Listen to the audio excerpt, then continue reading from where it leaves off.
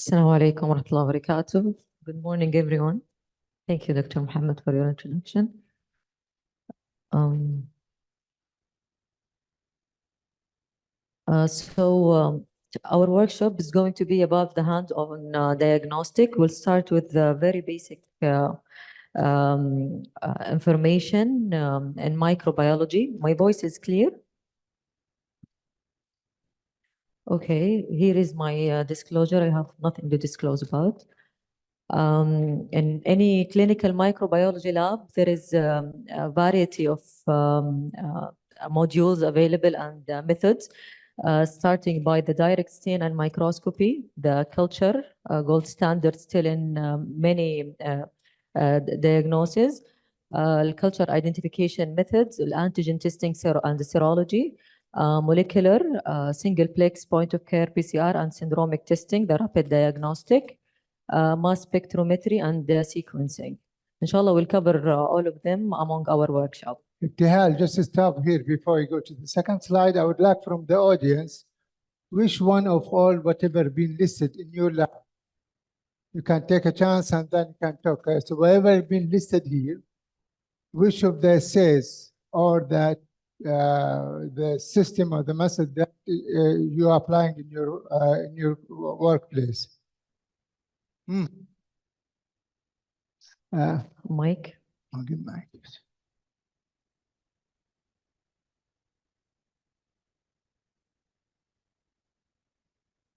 I give you Mike.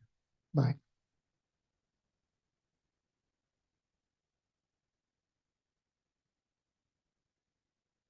So in Dr. Suleiman Al-Habib, we're covering everything apart from sequencing.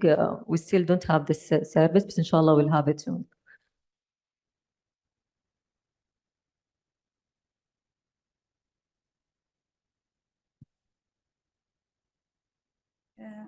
I'm Dr. Iman Besha, Head of Microbiology Unit in Qasim Region, Broider Central Hospital in Qasim Health Cluster.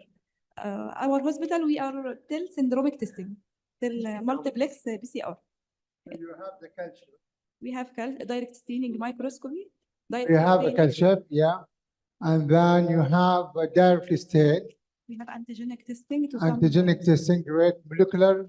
We have, yes, gene expert. Okay. And we have BioFire multiplex PCR. You're done. Congratulations. You have a very good lab. Any other would like to participate?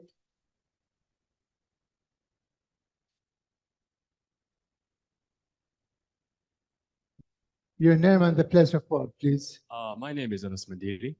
I work at Al-Burj Diagnostics Mega Lab. We have everything except for the sequencing. The molecular, we have a gene expert and traditional methods. So everything except, and for mass spectrometry, we use phytochemists, but sequencing not yet. Okay. For non-micro. Your lab is diagnostic. Yes. You don't have a research lab. We have the research section. Okay. That's the same Mega Lab. Okay, that's good. Any other comment? Who would like to say about what you do have in your lab? No? Okay, Ibtihal. So the floor for you. So it's a case series. We'll start with our first case. 29-year-old man presented with urethral discharge and dysuria for 2 days. Would you like to know more about this patient?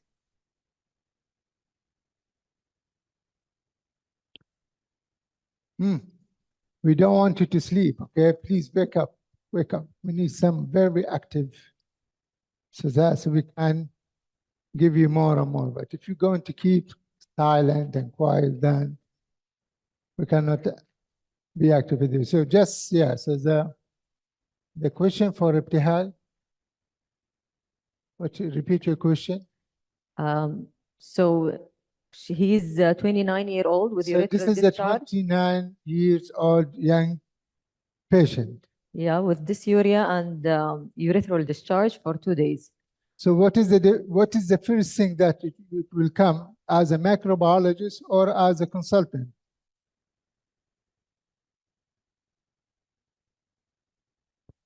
Neisseria maybe in differential diagnosis. Neisseria, okay. What else? There is a long list. Can go through this scenario. So if- Neisseria has been one of the organism. What else? We have a lot of STD causing infection. So one of them, Syria. What else? No, okay. صفية صحصحي.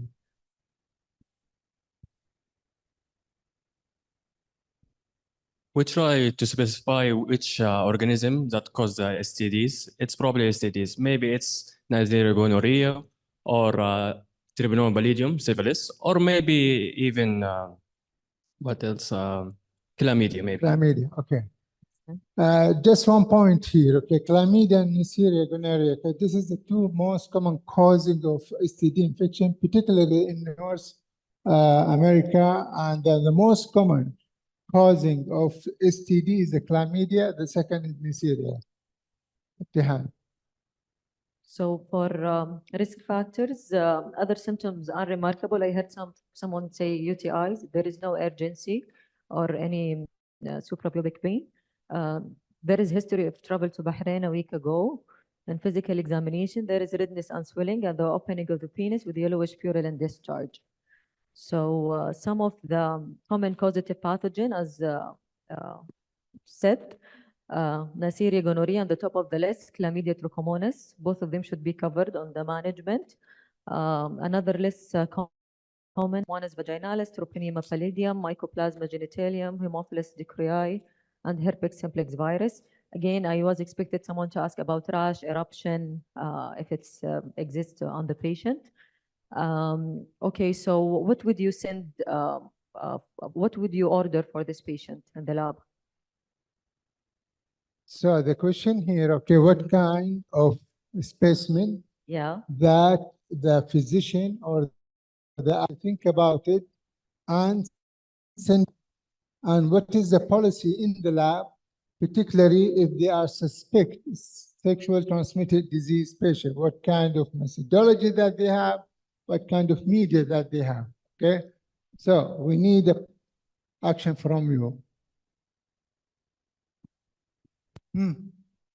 So ID consultant call you, I said, I'm suspecting a patient with the sexual transmitted disease.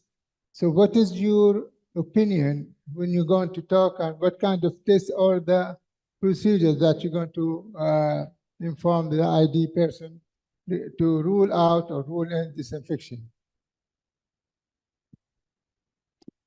Your name and place of your work. My name is Sala and I'm still an intern. Maybe you can ask for genital swab and use the Thyromartin media for Neisseria detection. Okay, Thyromartin media. What is the Thyromartin media? What's it?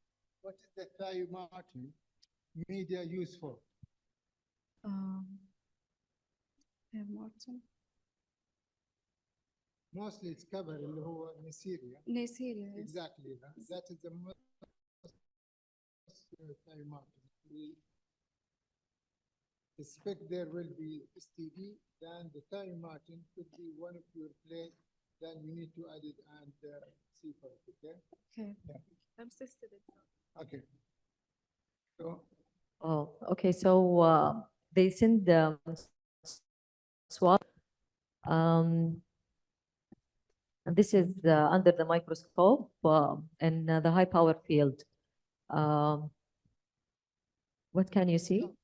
we get to the first stain, and then they read that stain. So who can read the stain for me based on that? أنا عارف بقول صفية she never miss our microbiology conference. Every year, mashallah, اديها الصحة. She always come and she has a very good feedback for us too. Diplococci, gram-negative, Diplococci intracellular.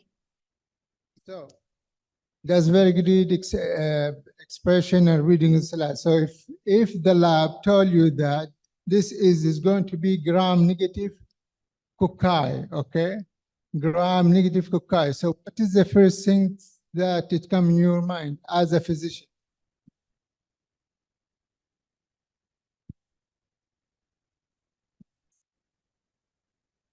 Neisseria gonorrhea. It is the Neisseria and the first stop, okay? What else?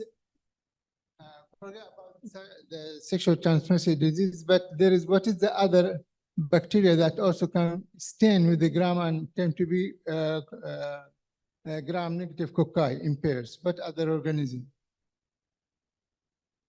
Doesn't cause STD, but it causes something else. Moraxilla. Moraxilla is another gram-negative cocci, but that mostly affect the eyes and the other. Okay, so that is the two most common. Moraxilla and the Neisseria. It has this kind of characteristic. ابتهال. All right, so as you can see, there is a gram-negative diplococci, very pathognomic, that it exists intracellular inside the pus cells, and usually it's kidney shape or coffee bean shape. According to the CDC, confirmatory diagnosis for gonorrheal disease to have either PCR or culture from the lab. Although the gram stain is the very basic thing that is available in many STD clinics because you can make the diagnosis on spot once you find the intracellular diplococci.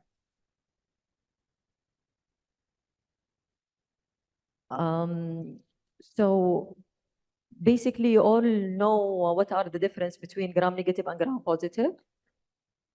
Just a quick reminder, gram-negative usually appear red because it's just stain with the counter stain of the gram stain, which is the safranine. But the crystal violet will give a purple color in the gram-positive.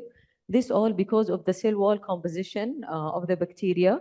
The percentage of peptidoglycan, which contain the crystal violet and the gram-positive, about up to 90%, from 60 to 90%. But in the gram-negative, it's only 20%. So it will not contain the crystal violet.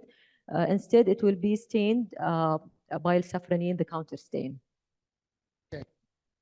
What is the most critical steps when you do the gram stain? I know this is a very basic, but as you know, we go from the basic to advanced. Okay, so we would like to cover all the aspects what's going in microbiology. So among your gram stain, when you do the process, okay, what is the step that might change the whole result for you?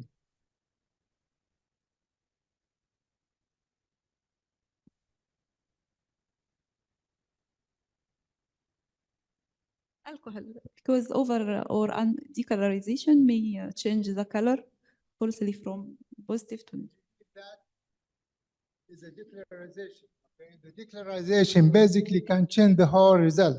If you over decolorize, then whatever the positive, gram positive, the blue color will tend to red color. If you are under stand that one, then you will see the gram negative is more than that. So it should need about a good practice, and you should not leave the slide once it comes to the decolorization. ابتهال. Okay, so in any microbiology book or reference, you will see this is a fundamental classification based on the gram stain. It's classified the organism among gram positive, gram negative, cocci, bacilli. Another important thing, the arrangement of the cell and the cell morphology. As you heard me saying, kidney shape, diplococci, or lancet shape, and Streptococcus pneumoniae, for example. So any microbiologist, when he releases the gram stain, try to do description as much as he can, so he can lead you to the true diagnosis before releasing the organism name, because it's meant to be after the culture done. Another important thing that, as we said, it's because of the peptidoglycan that available in the cell wall. Sometimes there is organism that will be non-stainable for the gram stain, like for example mycoplasma, because it's a cellular organism, or the intracellular organism like chlamydia and uroplasma. There is too thin organisms to be stained by the gram stain, like spirochetes, so it needs to be seen under the dark field of the light microscopy. The mycobacterium, it has the mycotic acid in the cell wall, so it's unable to maintain the gram stain. So it's a fundamental things in the microbiology, but it's not the only option available to make a first step of diagnosis. Well, so on point. Please bring the slide. Oh, Andy? Okay. Whoever is showing here is good, except for the mycoplasma and neuroplasma. Actually, we are not seeing that much in our society here, but this is now coming with the increasing cases, particularly in North America. They're seeing that mycoplasma and neuroplasma a lot. Again, in our case here, if you did the STD and mostly if it's tend to you that negative organism being detected, and the patient has a history of sexual things, do not forget the mycoplasma and neuroplasma. Okay, thank you. So this is another gram stain. Can someone please engage? Do you want to make description of what can you see based on the knowledge you have already gained? This is from a sputum sample of a 30-year-old male presented with cough. Gram positive, cocci, in pairs to chain. Okay, you are trying to describe gram-positive cocci or diplococci, lancet shape. What else can you see in the gram stain? Pastels. Yeah, gram stain sometimes can be done directly from the specimen. It will give us lots of information about the specimen.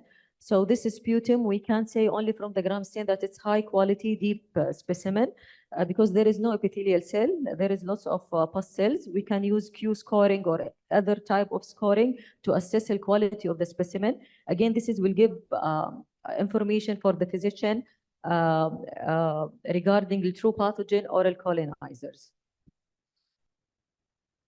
Regarding the gram stain, okay, particularly for Neisseria gonorrhea, that the first, if they have a pus that coming from the penis of the patient, and the stained gram stain will be going to be 100% accurate, okay, when you compare it with the woman. So if you have a patient presented with the pus through the penis, and you collect the physician collect the sample, send it to the lab, and tend to be like that, that is more likely to be the causing, because it has a very high sensitivity and specificity during that period of the infection. Okay, so from the gram stain, as I told you, we'll not only comment on the cell morphology, also the arrangement is important because the concept is to stain the cell wall. Sometimes most of our patients will be on under beta-lactam, for example, so the color would be affected because the cell is already exposed to antibiotic. So you can see the cell morphology looking like gram positive, but it might give you gram negative. So you will judge from the cell morphology and from the cell arrangement as well, taking in your mind the clinical picture of the patient. Here, different type of arrangement. You can see in the first picture, the gram-positive cocci in chain, comparing with the gram-positive cocci in clusters, gram-negative bacilli, gram-positive rods in the last slide. I always hear that every time that when we do the workshop in clinical microbiology, we stress in this information. If you did the gram stain, how you going to report it? You did only gram stain, still the other sample going in process, the stain can tend to be positive. So how your lab interpret the results and report it to the physician?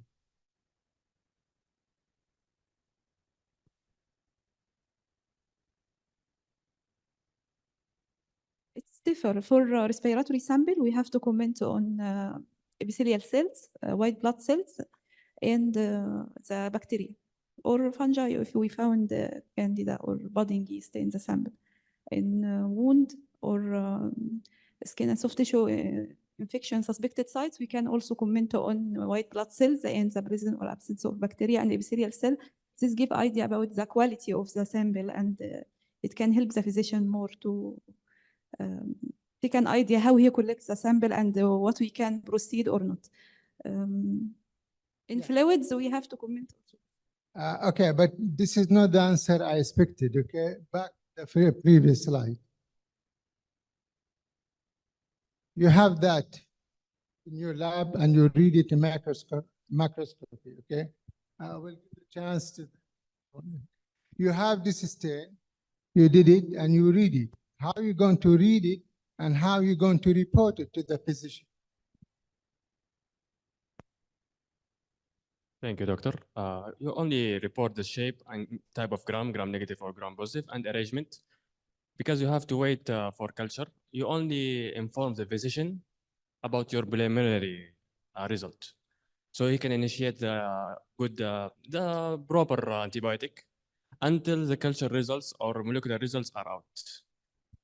So did you hear what he said? So when you have a gram stain, there is three very important elements need to be in the report: the shape, the color, the arrangement. Okay, this is what you got from the gram stain. You will never do the gram stain and then you coming in your mind this is going to be staph and you report the staph.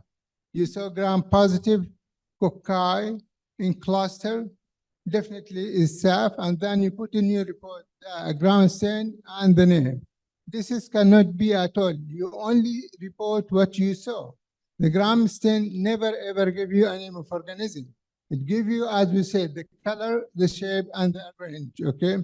For the physician, particularly when we come to the staff, they would like to know it is cluster or chain or strip, because that will make little bit difference when they put the patient under empirical therapy until the antibiotic is being reported. So to finalize this point here, the color, the shape, the range, and then the ID will call you somehow, okay, asking your suggestion. Do you think that could be staph or what? You cannot report it as I said, but you can suggest that could be staph, could be Staph aureus or Coagulase negative staph, okay? Yeah. So moving to the next case, he's a 42-year-old non-Saudi soldier, came by referral from Peripheral Hospital, medically free patient, complaining of left side painful periauricular and cheek swelling for 4 weeks. He has already have an incision and drainage. The lesion has many relapse. He has incision and drainage, and about 5 to 7 milliliter of pus was drained. He was initially on ceftriaxone and metronidazole, not improving, shifted to meropenem and clindamycin. So any risk factors or anything based on your differential diagnosis you want to ask about, or what's in your mind?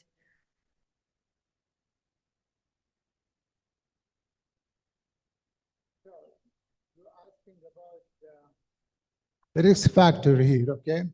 So any risk factor that is what is Tihal listed here?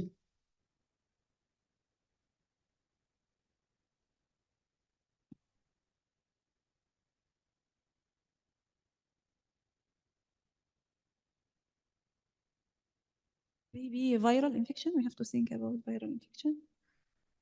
So what would you ask about? Any History of vaccination in the childhood and he's an old man, he's Yeah, vaccinated up to So- date. He's immune. yes. Okay, so the swelling started gradually, and actually it lasts for 4 months. There was a history of trauma 3 years back. The swelling is not improving on antibiotic. This is the image showing the swelling on the right side of the face.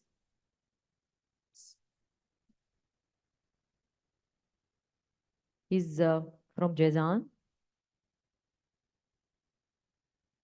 So you think about chronic granulomatous disease, cutaneous leishmaniasis. It could be bacterial infection, pyretic. It could be subcutaneous mycosis, for example, right? So All right, just a minute. So, yeah. So the culture was sent from the drainage and it was repeatedly negative because it was done more than one time. It lasts for 4 months, not improving on antibiotic. Whenever they send pus aspiration, culture became negative. So is this ruling out infection? Is this means it's only granulomatous changes from the histopathology and it's just an inflammatory process? This is can rule out the infection? So now we are switching from bacteriology to the suspect case for the mycology. Okay? Yeah. So here I want to emphasize that any pus sent to the lab, usually we cover only the bacteriology cases. If you are suspecting for chronic patient something else, you have to order specific requests like mycological culture because the media that used for fungi and the stain itself is different from the bacteria because of the cell wall of the fungi is different from the bacteria. It doesn't have the peptidoglycan, it has the chitin. So what we are using as the media, the sebaroid dextrose, growing all kind of molds and yeast. And Nihal, what is the thing that suggested to you to go through the fungal or the mycology? What is the clue from that slide of the x-rays, okay, or the MRI, indicate that could be mold or could be mycobacteria or mycology, but not bacteria? from the beginning, the pattern of the disease is a chronic disease, so it takes long time to progress.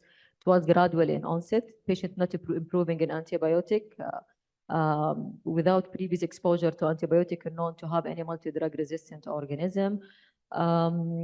Also, from the risk factor, this area is endemic for specific fungi, Jazan, so that's why we thought about mycology as well. For this one, after 7 days, it became, as you can see, basidiomycosis. It's endemic in our was zygomycosis. It's a rapid grower organism, usually grow within 5 days on sebaroid. Yeah, as you can see, it has a radial fold. Here, okay, who is doing mycology? We are doing Who's doing mycology in the lab? Are all of you have mycology lab and mycology expertise to read the slide? So how many lab here that they are dealing with the mycology?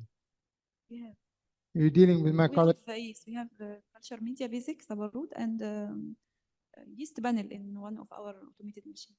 Okay, because my next question, what is the specific media that, if for instance, if you did the gram stain and you look like hyphae appearing in that one, they just send it as a routine, okay? And then when you did the gram stain, you figure out there is a hyphae.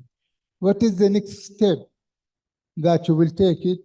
Because there is no order for mold from the physician, but in the gram stain, it might show some of the element of the hyphae. You figure it by the gram stain. What is the next step as the microbiology to proceed or to rule out the fungus? Is the question clear? Okay.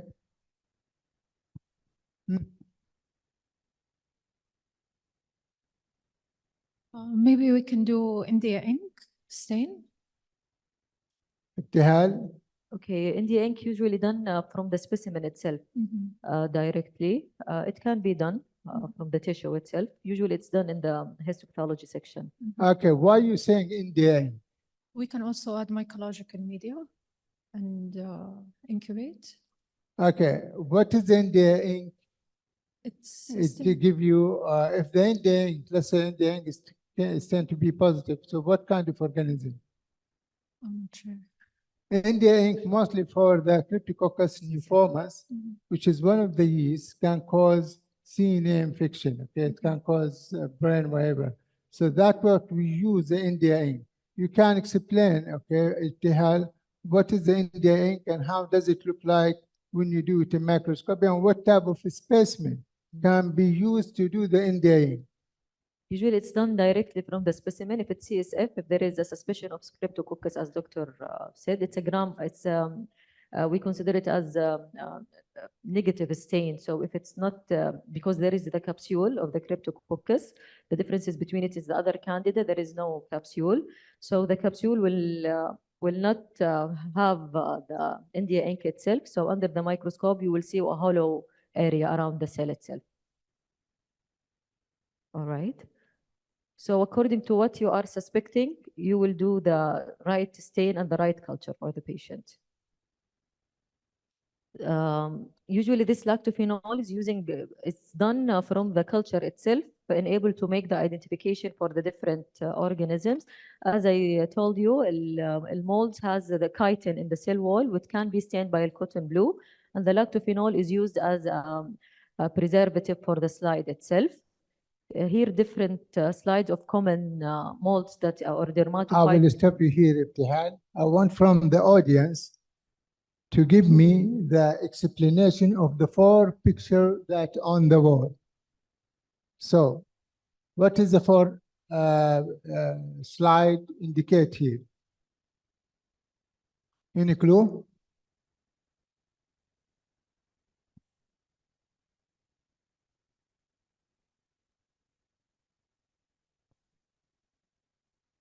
It could be Malaysia Farfar.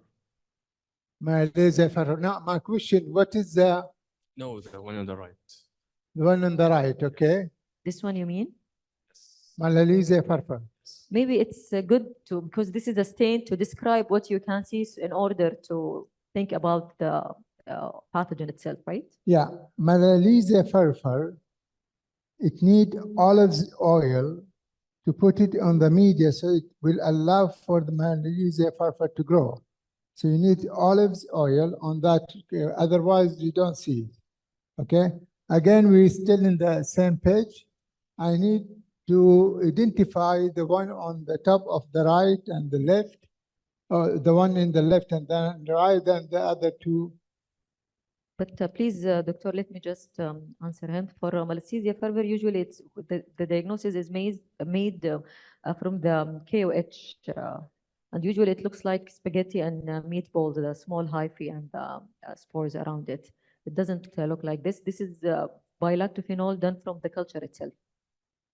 All right. Okay, go ahead. Okay, the first image, it is Microsporum species. It can canis. The second one, I think, Fusarium species. The third one, I think it is Aspergillus species. The fourth one, it is a Mucor. $100,000 for you, and you will catch it from Dr. Nizar Bahabri. He give all the 4 picture right answer. We have to offer him. Okay. It's really correct, yeah. Dermatophyte and then Fusarium, usually. Fusarium Yeah. and Axillarium. This is the 2 fungal that it has a cluster. Yeah. The only difference between Fusarium and the other one is the shape of the conidia. It look like crescent, Right. Yeah. okay, Perfect. or the tapu, Yeah. okay. Mm. And then down there you have the Aspergillus is Aspergillus. correct because we have a vesicle and we have a branch from that one, that the typical Aspergillus. On the last one, there is no only sporangium, there is no on the top of a branch in conidia, that the basic figure for the Sorry. zygomyces, Mucor and rhizobus. Yeah. Thank you. Just a quick note in mycology that it's different from bacteria. It's not like gram stain, and the cell morphology here is different, and the character. So usually we divide it not on gram negative and gram positive. We divide it on yeast-like organism or mold, the mold into Diatomaceous, black fungi, oral hyaline fungi. Here all the examples under the hyaline fungi, different groups: dermatophyte, Aspergillus, zygomycetes, and hyaline mold in general. We use description like Conidia, vesicles, and hyphae. this is what you can see in the stain report. One more point here or comment. When you come to the mall, there is selective media. Separate, one of the media that you can use it, but it cannot make the very good sporulation. We include, beside to the separate, different other media, including cyclohexamide, just to inhibit the rapid growth of the fungus and allow the slow one to grow. We have SABI, which is a brain heart separate with without inhibitor cyclohexamide. So when you come to the mall, they have different media. You need to include it, so you will have a very good sporulation of the organism, and it give you more information on that. Any question before moving to the next case? So the third case is a 20-year-old female, medically free, presented with pain when passing urine, also complained of frequency and some urgency. She noticed symptoms intermittent for past couple of days, but increased last 24 hours. She denied any history of fever, chills, nausea, vomiting, or back pain, hematuria, or changing color of urine. Denied any vaginal discharge. She's sexually active. Last menstrual period was 1 week ago. So all the history is suspecting UTI. Okay, طيب from the history, what are the risk factors there for the UTI?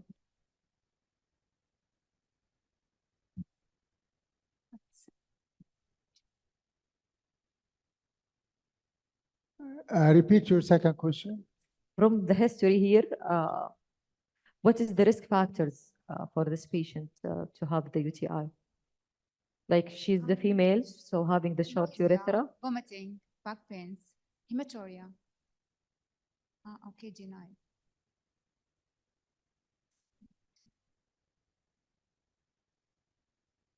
Okay, so there is no fever, no chills, so we are ruling out upper UTI like pyelonephritis. So it seems like we're dealing with lower urinary tract infection.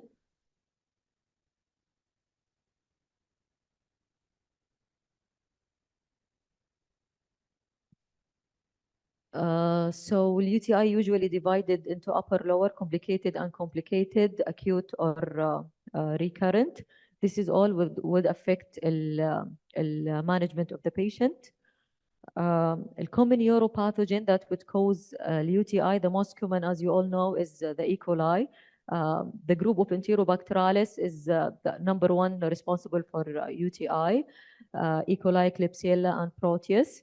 From the gram-negative, Pseudomonas and Acinetobacter can be a causative organism.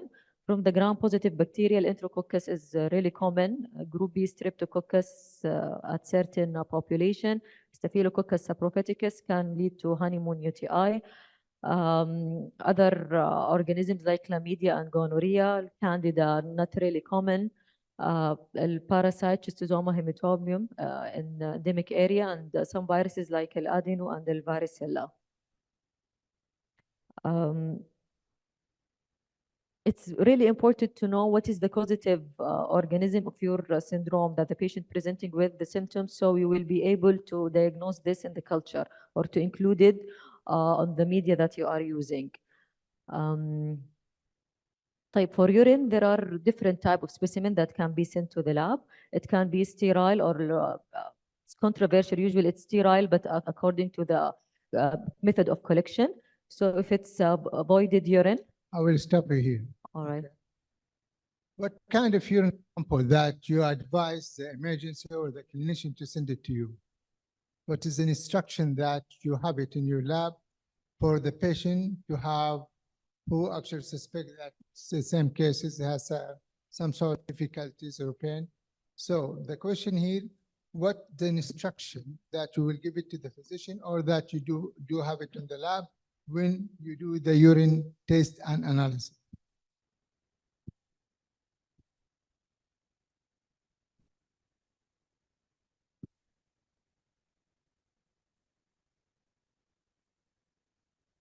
The most common sample is midstream urine. You ask the physician to ask the patient to avoid collecting the first void because it washes the contamination on the front, and then collect the midstream urine. It's the best. That's truly exactly. So the midstream sample, mostly we are facing with what we call it a lot of contamination, okay? Probably if the patient hasn't been instructed how to do and how to collect it and how to clean it, so it need to be clean. Allow the first wave to go out and then collect the second one that we consider to be a little bit sterile than as usual collection. What is the other two specimen that also you requested, but that should be under some sort of surgeon to collect it? So this is midstream, that's one. There is another kind of a specimen that need to be collected under a surgeon or a physician. The catheter need to be collected by catheter. If there's a catheter. No. Just to comment here, catheter is one of the things, but it's not sterile, okay? It need to be collected, but you need to be interpreted with the highly because could be contamination from the lower catheter collection, okay? So what is the other two sample that it need to be done under the surgeon and you send it to the lab? أنا شايف الفيميل more knowledgeable than the male. شوي نشد معاهم طيب. Suprapubic. Suprapubic, great. About the other one? Nephrostomy. Yeah, pubic. And nephrostomy. So if you have a suprapubic and nephrostomy, how are you going to deal in the lab? What is your policy in the lab to process it and to interpret it?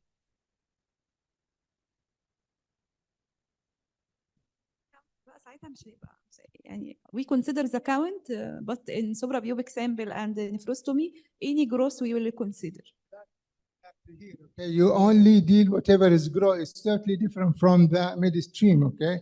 Midstream, there is a different policy and the ibtihal will go through.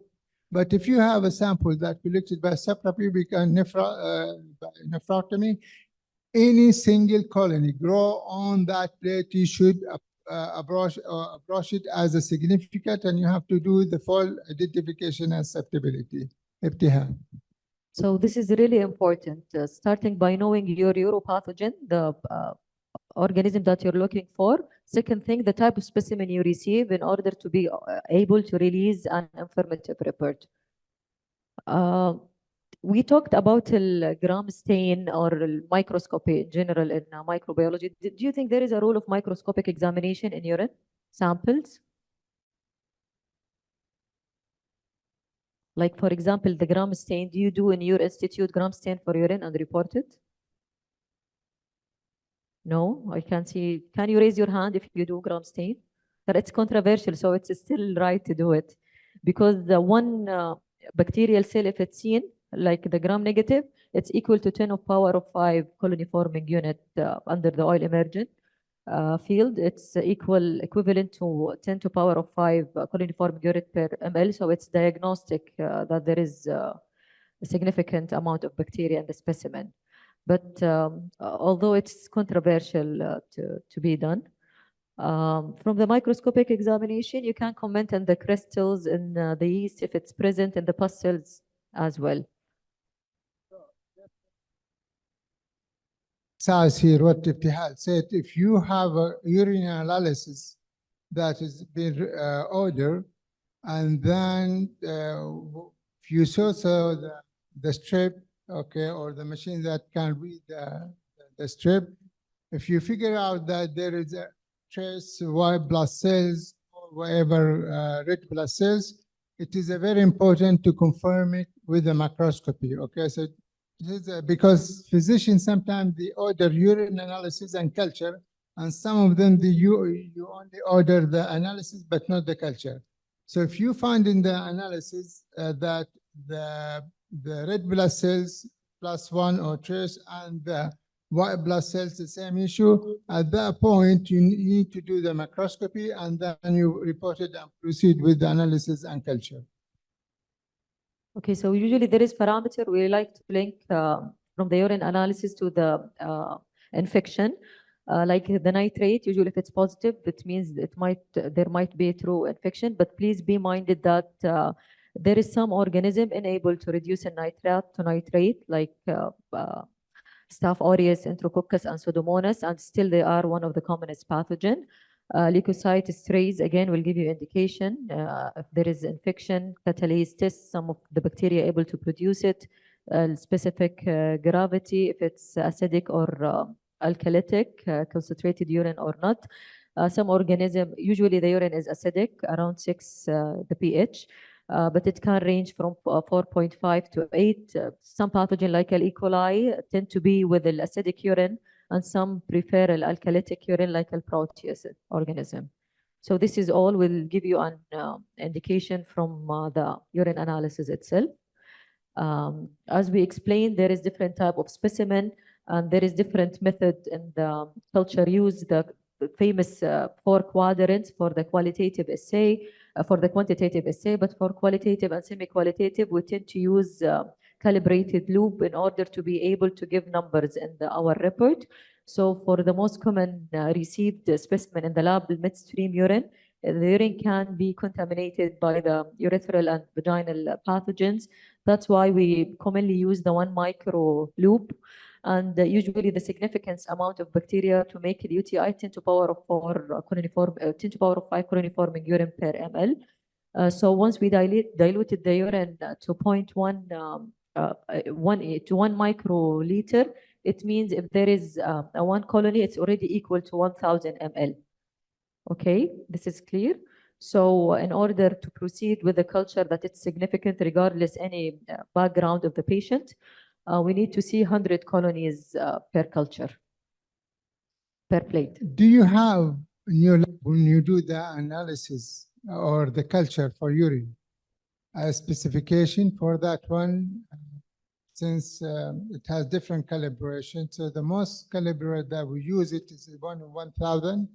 Do you have criteria how to report it based on that semi-quantitative? Is my question is clear?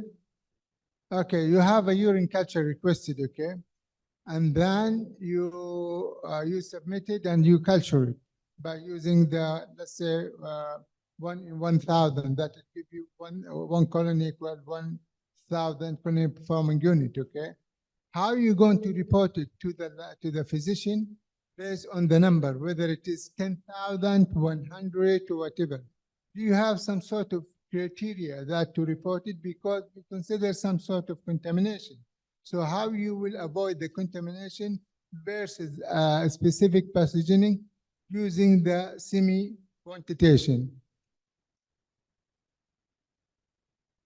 Is the question clear, or my question is clear or not yet? So when you have reporting, you report a number, yeah? You report, for instance, 50,000, 100,000, okay? This is what I meant here, okay? Why we have to report it under the semi-quantitative? What is the idea about that?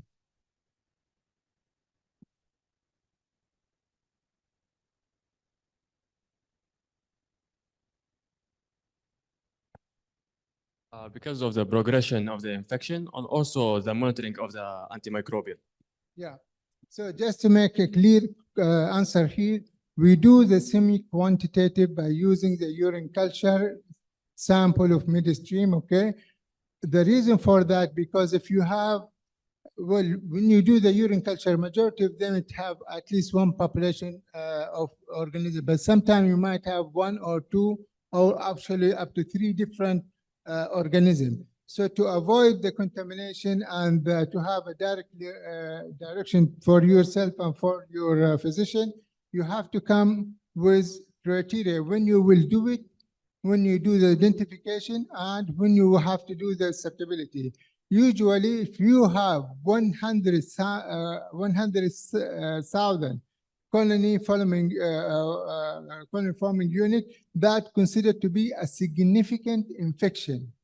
And mostly you will see it one population. If you have 50,000 colony forming unit, still that will be significant. But if you have less than 10,000 colony forming unit, here you have a question mark. At that point, you need to go back to the urine analysis and to see what is the reading for the white blood cells. If you have 10,000 colony and the urine analysis showing that there is a leukocytosis positive, white blood cells is 1 or 2, that will give you indication this is still considered to be significant, so you can proceed for the culture and identification. Other than that, if they have nothing significant in urinalysis and you get 10 or less than 10,000, you might just put descriptive information, but not forming the susceptibility or the identification unless the physician call you and request to proceed with that. I hope that message is clear, okay? So that's why we use this maneuver when doing the urine culture. It's not the 4-quadrant, as I said. We dip the 1 micro, but then we do perpendicularly. We do the single line in the middle and then streaking across. Going back to our case, this is the midstream urine was sent to the lab, and this is the picture of his culture. So can anyone please interpret what can she or he see? Yeah, go ahead. Okay, can you read the drawing? What do you think about? Lactose ferment, non-hemolytic, gram negative. So we have a growth in the blood agar, the first half, and then in the McConkey. McConkey. And give us the ferment, the lactose, and that's how the colors come. So what is the next approach here? Identification. Yeah, okay. All right, so it's a lactose fermenter. We said also we will comment on the quantity. There is more than 100, so it's more than 1 or equal to 100 colony forming unit to power of 5. Most of the lab use biplate of blood, cheap blood agar, and the McConkey and clit, because when we go back to our uropathogen, we need to cover all the gram positive that will be able to grow on the blood. We need to know more information from day one about the gram negative that it's there. Is it lactose fermenter or non-lactose fermenter, using the other type of media to help us in this. Okay. If you saw that plate, okay, then the McConkey and the blood agar is growing by that, what Jahal showed to us. What is the most common organism based on what you saw before? E. coli is the number 1. The second one is Klebs, okay? But E. coli is the most common cause of urinary tract infection and the most likely presented like what you saw on the plate. Okay, and this is the report from the automated identification method. So culture just one more stop here. What system you have in your lab for identification and susceptibility? Vitic, okay. For susceptibility and identification. The Vitic 2, yeah? Not the Maldi. Okay. So you have Vitic 2 and the Vitic MS2, okay, yeah. So you have both of that, okay? And Phoenix, okay. So we have Phoenix, we have Vitic, and we have Maldito. Okay, so the principle of making culture or sending culture to the lab is to have the organism seen, the colony morphology seen on the plate, to differentiate between the contaminant and the colonizer, and to be able to make from the single colony the identification based on a biochemical test, either automated or not automated, and to be able to do the susceptibility testing and release to the physician. So basic again of the culture to provide the nutrient needs by the organism to be able to grow and all other conditions based from الغاز needed for this organism. Media and microbiology classified based on consistency and function. Based on consistency, it can be solid on petri dish or slant media. Here, the differences is the surface area. The surface area is more in petri dishes. So for longer incubation organism, we use the slant to be able to maintain the media, not to be evaporated because it's less surface area. We have a semi-solid. It's used for oral motility testing. So the bacteria is tapping in the middle. If it's motile, there is diffusion will be around it. If it's non-motile, only the stap will be there. And there is liquid media, which is called the broth media. Usually it's used as enrichment media or to give the bacteria the chance of making a division. So we'll give you the best gram stain once done from broth culture media. Since we come through the mortality as it had showed you, what is the organism that cause the mortality and they form like umbrella do the stepping on the urea mortality? You will find it after 24 hours, you left it in the room temperature, a kind of mortality, and then the umbrella shape on the top of that.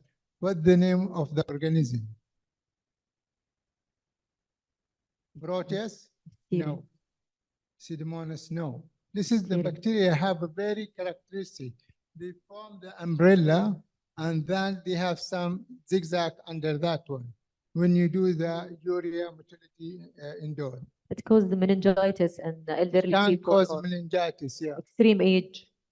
It can cause also hemolysis, but using specific media. So what that organism? It's CAM positive. I will give you $100. Huh? Listeria. Don't forget, okay, Listeria, one of the differential diagnoses that this is the only one she can do or can do the mortality with the umbrella shape as if you incubate it in the room temperature. It's one of the very good indication or confirm the biochemical one. Okay, Ptihan.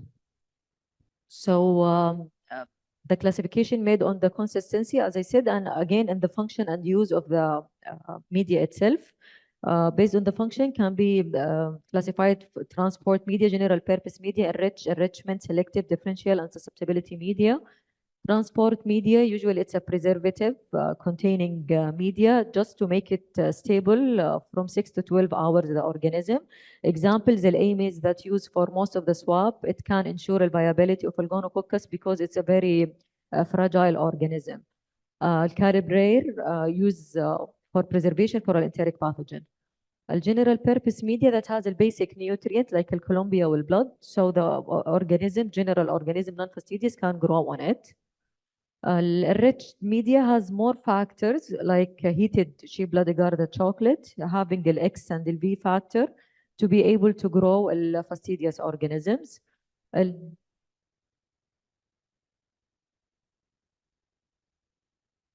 Who still use X and V? Yeah. You still do it manually, yeah? That's mostly for home office, yeah? So you're still doing that? Okay, so because maybe for Haemophilus, just to propamine, you mean just for to change to determine which Haemophilus species you have?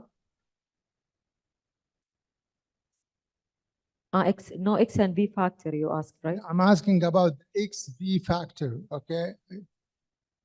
Are you still using the XV factor? Okay, because it used to be a helpful button with the technology now considered to be out of the range, okay? It has some actually the resulting reading, the resulting however, because some of the colony may grow away from that one and it give you misinterpretation. Just I would like to hear because we stopped for a long time now.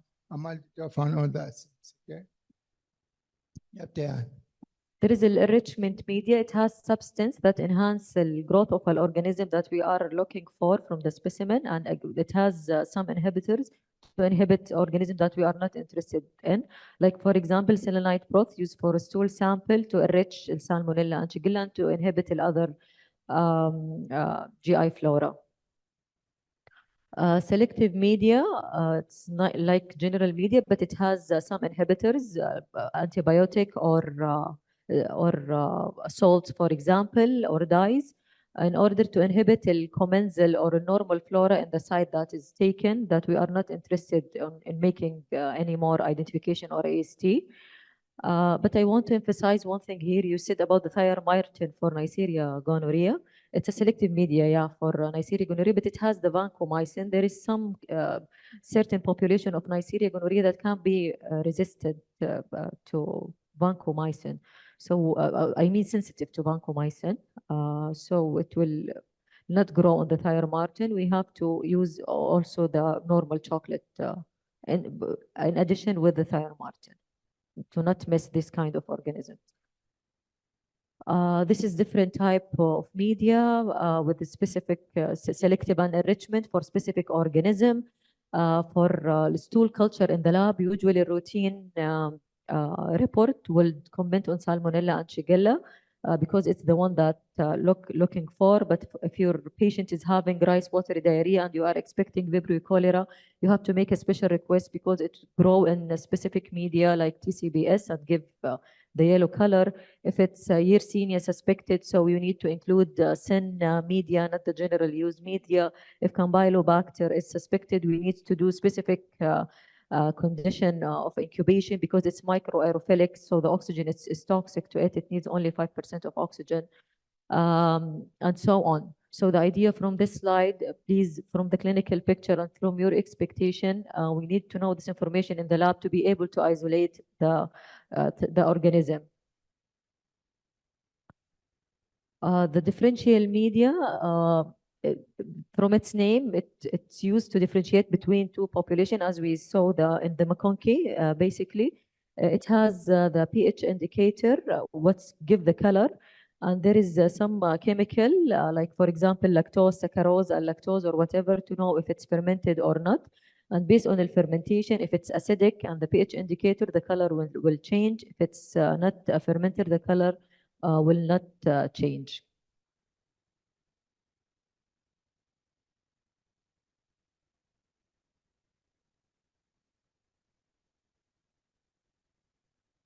Who's performing the growing of Legionella? Who has the Legionella procedure in your lab? Any of all? None? Yeah, it's actually mostly they are doing for environmental, okay? Just to make sure that the calling water, particularly for the dialysis or whatever, doesn't have Legionella. But this is just as an indication, because even if it grow, you need to confirm it, whether it's going to be Legionella or not, by using specific monoclonal antibodies, and you can see it in the microscope. So most of those who request Legionella, mostly to the environmental, particularly for the dialysis unit and the type of water on that institute. Okay, and there is susceptibility media that's used for susceptibility testing. It's basic nutrient media support the growth of all the type of organisms. It's called Miller-Hinton. For some fastidious organism, it needs to be enriched with a sheep blood agar, 5%. For Kirby Bauer, disc is used, and for e-test, there is a different concentration of the antibiotic in the strips impregnated. And there is the zone of inhibition to be able to know if it's, to compare it with the break point from the guidelines to be able to know if it's susceptible, intermediate, or resistant.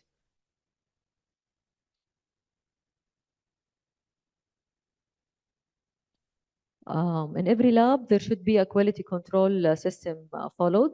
For the media, the visual examination sterility should be done for all kinds of media. For exempted and for the non-exempted media, performance test also needs to be done. This is all based on the reference CLSI M22 and based on the IQCP that is applied in your institute. Very short one. What is the IQCP? the last one, IQCP. What is it? I don't know. We don't know. How? Who knows about the IQCP? And who is performing the IQCP? I think any CAP accredited institute, it should be. The question today, what happened to you, Halim? It is IQCP. It is individual quality control plan. It is a plan inside the lab for the test that's run QC every day as clear recommendations. If you exchange for QC from the daily to the weekly, you can apply the IQCP. It is contain تقريبا 6 elements اللي هي الانفيرمنتال الريجنت التست بيرسونال اللي هو التست ريزلت تست ريبورت لايك ذس. Excellent. I'm going to give you a free registration ticket for every time we have the conference. You agree? IQCP, actually, just in brief, is all apply for the test that doesn't has a daily QC. So instead to that, like the Vitek, the Maldi, antibiotic, because you cannot run with that test a QC every day, otherwise your lab will collapse, okay? So they come about the IQCP for those who cannot have a quality on the same time and to use it, and by the end of the month you have to analysis, by the end of the year you have to go for the pre-analytical, analytical, and post-analytical, and what kind of harm that is causing the result to the lab and to the physician. This is just in brief. Yeah. So any question before moving to case 4? Yeah, go ahead, please.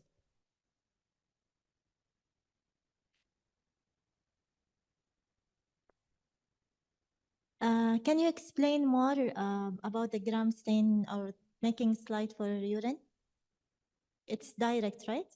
Gram stain direct from urine. From the urine? أيوه. Yeah, some people do it, or just the wet mount examination. Actually, I don't do it in my institute. It's controversial. The one that goes with its importance, if you can see only one single cell and 3 fields of gram-negative bacilli, so it's indication of UTI, because one cell equivalent to 10 of power of 5 coliform unguent per ml. So who doing the gram stain in the urine?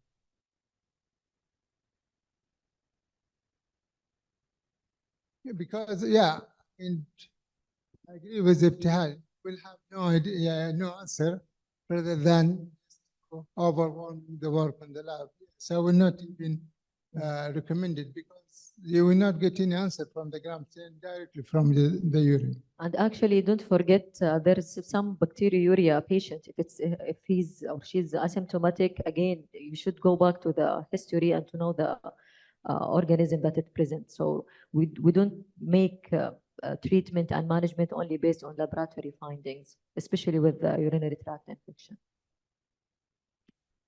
Okay. Case 4. We're doing okay. Don't worry. Take your time. All right. Yeah, last night I said, well, are you sure we're going to finish on time? She told me, yeah, I promise. All right. Just go. It's slow, don't worry. It's okay. Can. All right.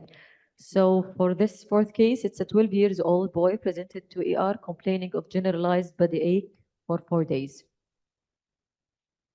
He developed hip pain with dull ache-like in character, resolved on analgesia, no aggregative factor, pain in the back, mainly in the left side of the hip, especially in the morning.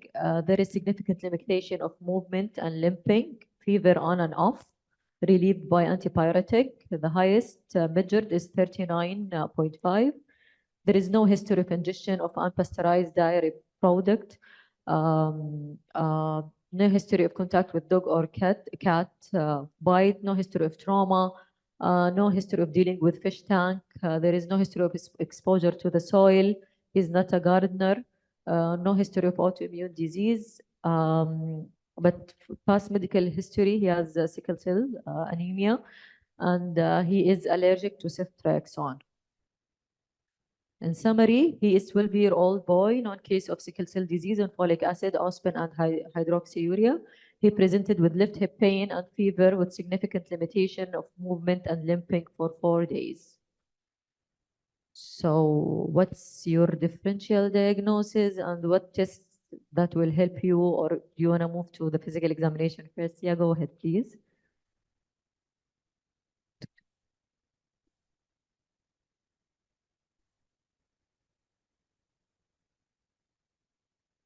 I never had a case like this in the lab, but usually on pastured dairy, it might caused by the brucella. So at first, the physician or the technician that is working on the sample should be aware of that, and يعني be protected with the whole PPE and يعني deal with the organism as it's brucella. So it had to be sealed well in the plate and maybe sent out, because I never had this case in the lab. ابتهال. طب يعني okay, it could be infectious. So if it's brucella, what kind of tests you are expecting? Or So start from the beginning. I send you the sample. I'm a consultant. I called the lab, pick up, and you answer the question. I told you I'm suspect brucella. So what you got? So the physician, he saw the whole history, and then they call you in the lab. I'm suspecting brucella. Okay, what is the step that you need to do it? What kind of process, and what will be the final identification? I'm not sure, but it might be under the safety cabinet first for subculturing this specimen. Second, we will seal the plate, and we will see the gram stain first if it's a gram. I'm not sure about this step. I haven't. Yes, yes. I remember the case that you said before, that one read already the sample and she has affected. Yes, yes, last year. Brucella? Who doing brucella in the lab? gram stain only. If suspect.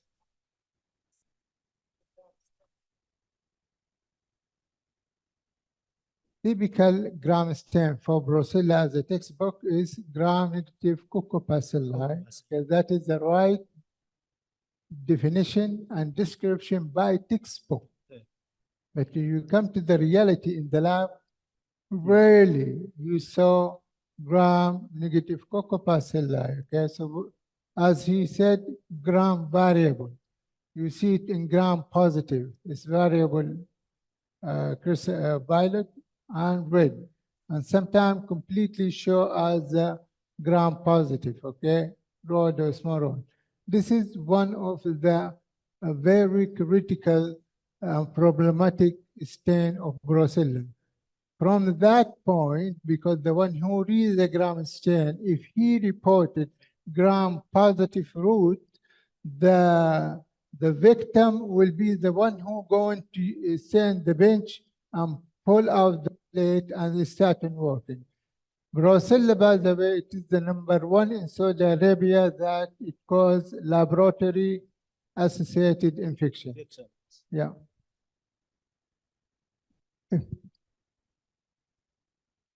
Assalamu alaikum. I think the first step in this case, I should make blood culture, and I should also exclude the local infection in the hip joint. So I think the clinician should go for CT for the hip joint to exclude local. And also rheumatic fever should be excluded in these cases, I think also. So she should investigate for CRB and ECG and these issues for rheumatic fever. Great, thank you. ابتهال. So for the differential diagnosis, the infectious is septic arthritis, non-infectious could be sickler, so it could be bone infarction, transient synovitis, or juvenile idiopathic arthritis.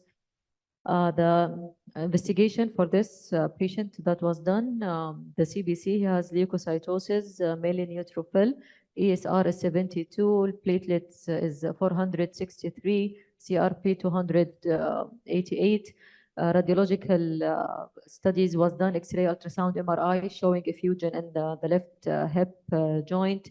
The MRI suggested there might be an early signs of osteomyelitis, and you have to rule out the septic arthritis for the hip joint. For the microbiology, blood culture was sent, but aspiration wasn't done, so it didn't send to the lab. This is the results for the radiological study. Okay, so Michael, we will see. It's coming, but we talked about the bacterial culture generally in the lab from different specimens, but the blood culture is different. Anyone know what's the difference between blood culture and others? Because usually I receive calls from residents to ask me about, I see one after 24-hour still negative. So is it negative? Is it too early to say it's negative, the blood culture? What's going on in the lab? Why are you delaying the result and still been only 24 hours?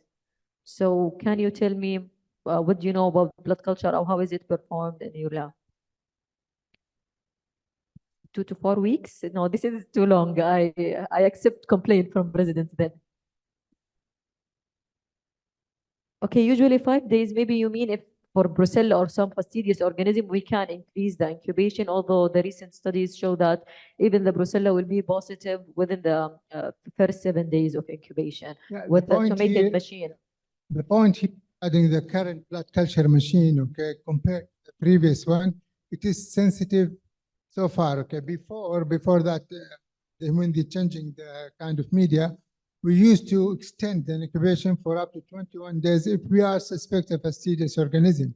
But nowadays, the current one, the fluorescence, colorimetric, whatever, and with the kind of media available for blood, it is completely arrangement to allow the fastidious organism to grow within 5 days. So there was several studies being done, compared 21 days, 10 days, 5 days, and they didn't find any significant differences on extend the incubation. Even when we call the HASI group, okay, remember the HASI group that caused endocarditis? We used to extend it for the 21 days, but nowadays you can't finalize in the day 5, same as any other fastidious. So the principle of blood culture is to provide a broad-based enrichment media to support the growth of aerobic or anaerobic bacteria based on the bottle that you are using. And as you can see, this is the bacterial growth curve. I'll stop you here. Can someone explain to me what is the graph, this one, and what is the related, the graph with the blood culture? Huh? Do you know what this graph? So maybe we'll explain the basic concept, then we will try to use it in the blood culture. So this is the growth curve, like the life cycle of the bacteria. It started by the lag phase, which is the time that the bacteria use, like, let's say, to adapt with the new environment that she is in, to check this environment is comfortable to me or no, what nutrient is there. So just checking the surrounding.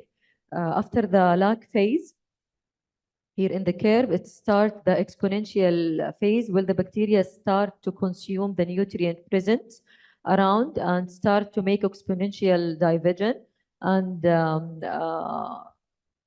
produce more and more of cells. After that, it reached to the stationary phase where all the nutrient is consumed and the toxic produced from the consumption is reduced there. After that, it moved to the decline phase where the waste is more than the division and the nutrient available. So it starts to decline.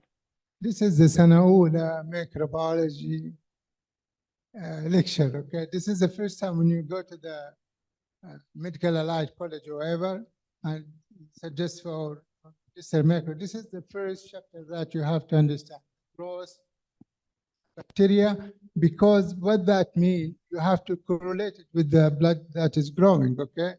As Ibtihal said, the first one is the lac one. It needs some time for the bacteria to utilize the nutrient, and then after that, it starts to grow for the log space, the stationary space, and then the dead space, okay? This is the basic, and how actually the blood culture correlates this kind of growth. Okay, so what we can gain from this, that even if the patient is really bacteremic and septic with high amount of bacteria in the blood, still it cannot be positive before 4 hours after it being implemented in the system because of the lag phase. Once it's in the log phase, the bacteria will start to accumulate a nutrient and produce a CO2. CO2 is the parameter that we are measuring, the principle of all the blood culture machine, to be able to detect an alarm that there is something going on, and so you can go and check the curve and it will flag positive, and then we will do the gram stain and the culture. The methods available from the beginning of the humanity for the blood culture, there is a manual and an automated. A manual like a conventional broth culture, biphasic culture, lysis centrifugation culture. It's not done, I think, in most of the laboratory now, medical laboratory, maybe only in educational institutes. For an automated, 3 major systems available: colorimetric, fluorometric, and manometric, all with the same principle, measuring the CO2 production of the bacteria. There are some factors affecting the recovery of a pathogen from a blood specimen itself. The first important thing, the volume of the blood, because as much as we put the volume, as much as the yield of the positivity will be there. So at least we need, we usually recommend 10 ml to be per bottle subtracted for the patient. And this is one of the indication that you should, this is some of the parameter you should follow in your lab to know if it's a true negative culture or no. The second thing, the blood to broth ratio. This is important to know which type of bottles that you're going to use, pediatric bottle, adult bottle, based on the ratio. Usually what's recommended for increasing the yield of positivity, 1 to 5 or 1 to 10. Media used, which enrichment media is used. Additive like SPS, sometimes those anticoagulant can be inhibitor to certain organism. So if you are expecting, like example, Neisseria or Gardnerella, it's sensitive to SPS, so you need to use media that's not containing these kind of inhibitors.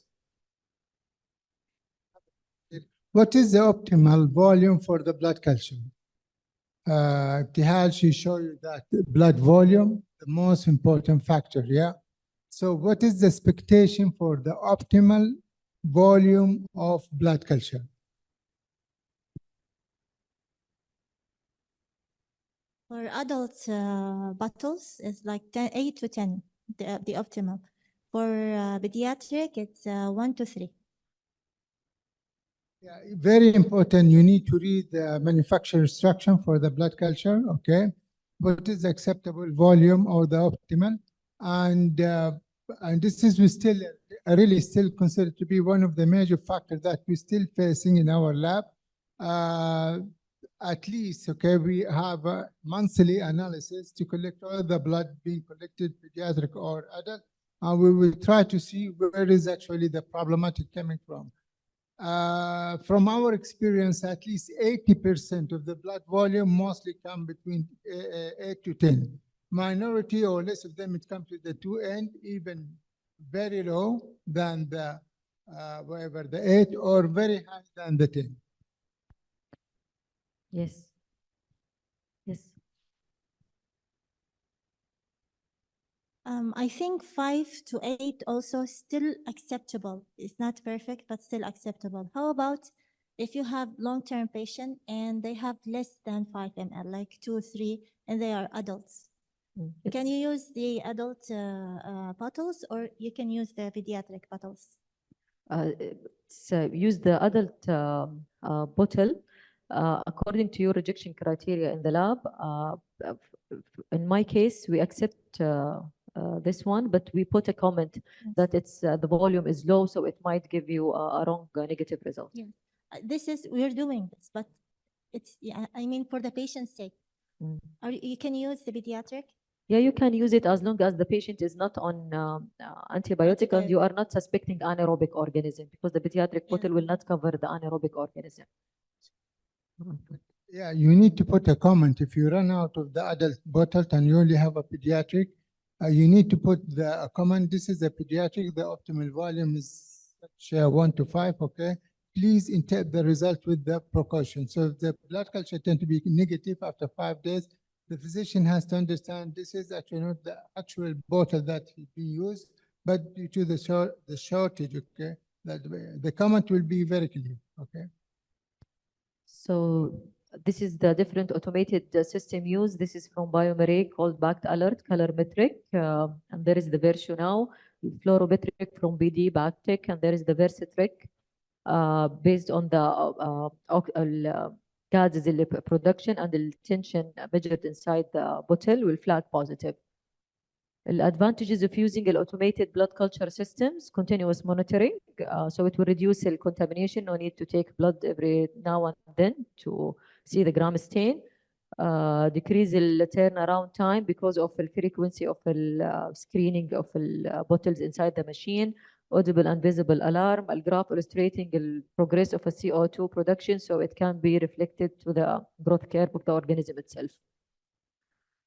Again, there should be a quality assurance system in your lab. The most important thing is the blood contamination rate. I believe it's one of the KPI that's done on monthly basis. What's important on it to maintain the benchmark to be less than 3%. Internally, you can adopt till 2.5%. And whenever you monitor your contamination rate, you will know if you need to make a more educational session for the nurses and phlebotomists in the aseptic technique and how the blood culture should be taken properly. Okay, Ibtihal, how many of you that they do a contamination analysis in your lab? Everyone, I think. Only one? No one do a contamination assessment for the blood culture?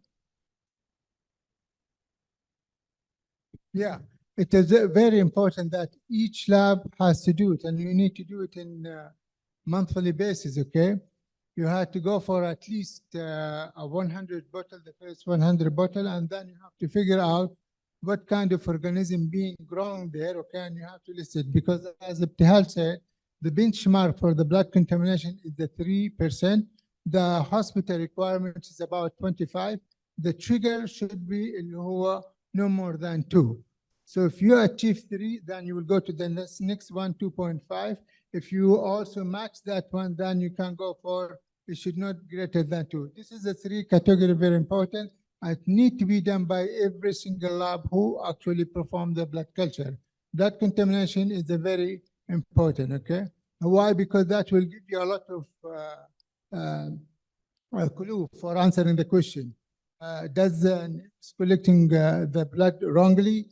Does need the education and so on, so okay? So that will give you a lot of hints beside the interpretation of blood, okay? All right, so yeah, go ahead.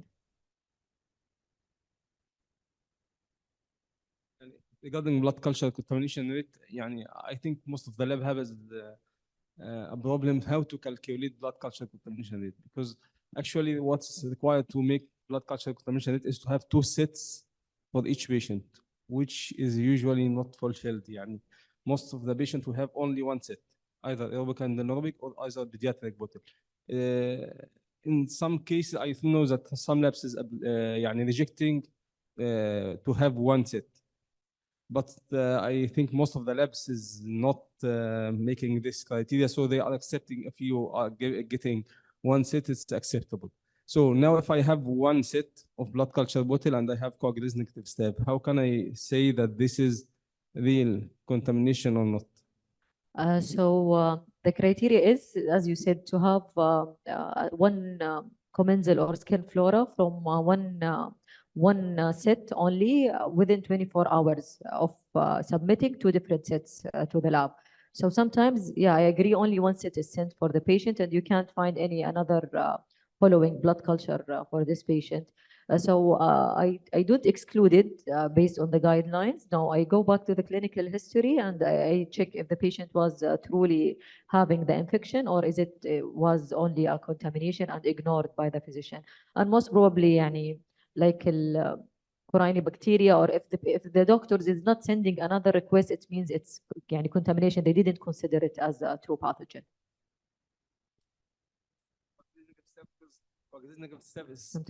Sometimes it's associated with as well. Casta-associated sepsis, and neonatal sepsis also is common to be done to be by coagulase negative step. Yeah, I agree. So- For an ICU patient, for sure, I don't calculate it as a contamination. Mm. But for an adult, I go back, as I told you, to the history. I can consider it as contamination, even if it's only one. If it's One only con- one set, but if yeah. it's from two sets, you will consider then it's not contamination. If it's from two sets and two different cones, again, I'll consider it as contamination, counted as one time. Like, for example, at the first time, from the first set becomes staph epi, from the other set becomes staph hemolyticus. Yes, Both two skin different flora. types, yes, for sure. Yeah. So يعني the analysis is made based on the case itself, case by case. So I think we need to have a criteria to The definition clearly say in the Yes. CLSI it should supposed to be two sets sets, submitted yes. to the lab within 24 hours. If you want peaceful mind, you can follow this. It's not wrong according to guidelines, but I think you will underestimate some of the Yes, contamination rate. Okay, thank you. Regarding the contamination list, I think it's available on the CDC and certain things that will tell you the rest of the suspected contamination. So you can use that list and compare it to what actually you're growing, okay? And then you come up with, by the end of the month to calculate it. I mean, starting from 1 day until 30 days, how many blood being collected, how many of them that match the contaminated isolate. Based on that one, you can come up with the percentage of the contamination, okay?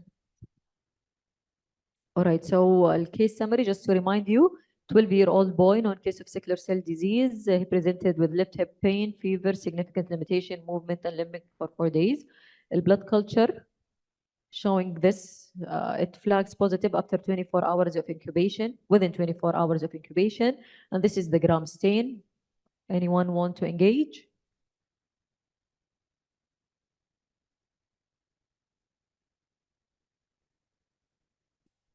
Seems like gram negative بس الله يعني. Yeah, so the preliminary result will be this is critical result, so it should be reported to the physician. It's gram negative bacilli.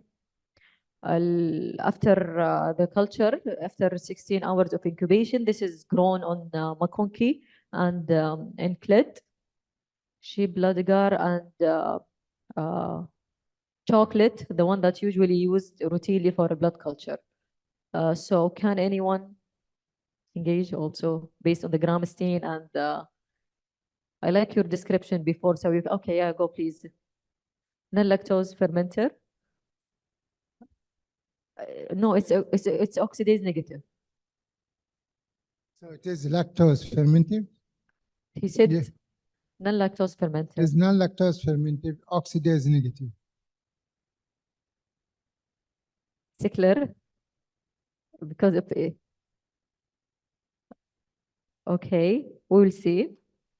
You have suspicion for salmonella, but until now we can't say that it's non-lactose fermenter, gram-negative bacilli, oxidase negative from the Enterobacteriaceae family. So Yeah, to be able, I just remember one thing about the blood contamination, particularly for coagulase negative.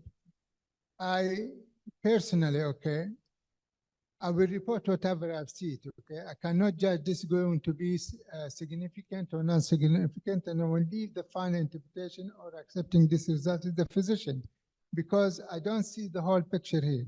Some of the other labs, they consider it as a contaminant and they report it as a contaminant until they send another set.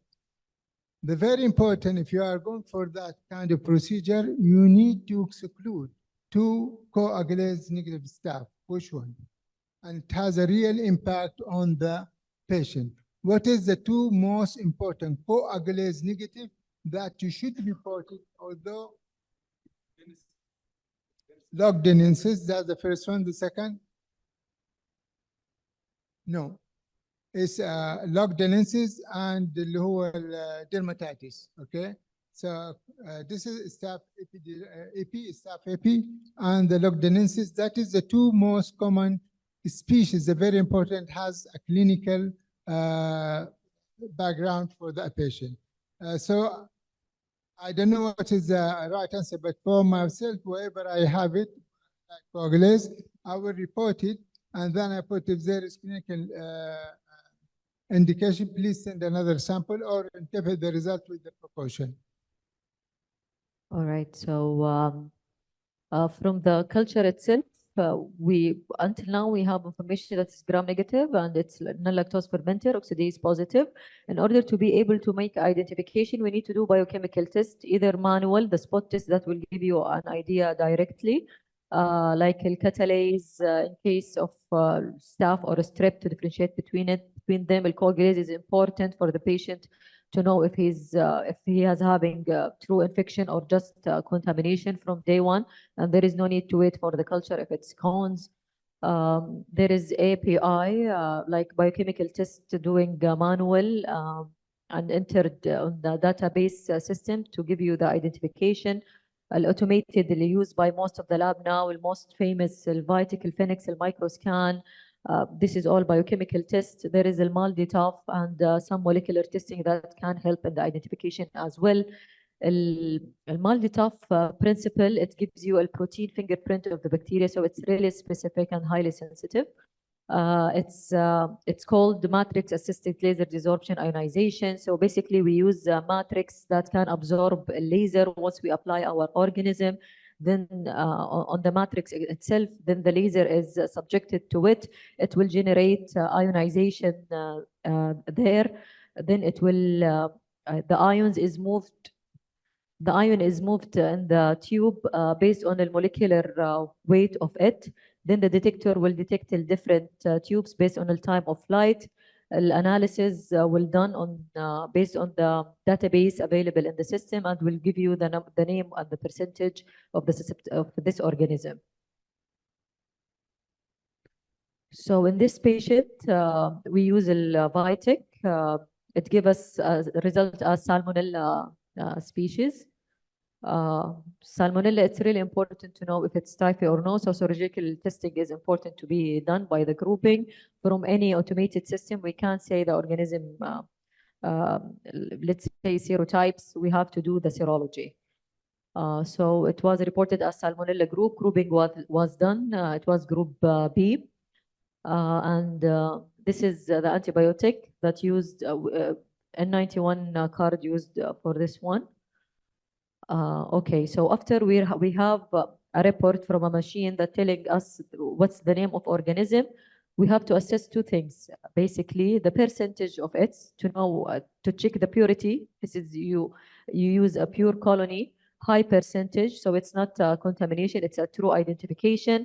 Another thing, the consistency and the pattern of the antibiotic susceptibility testing. Is it match our suspension or no?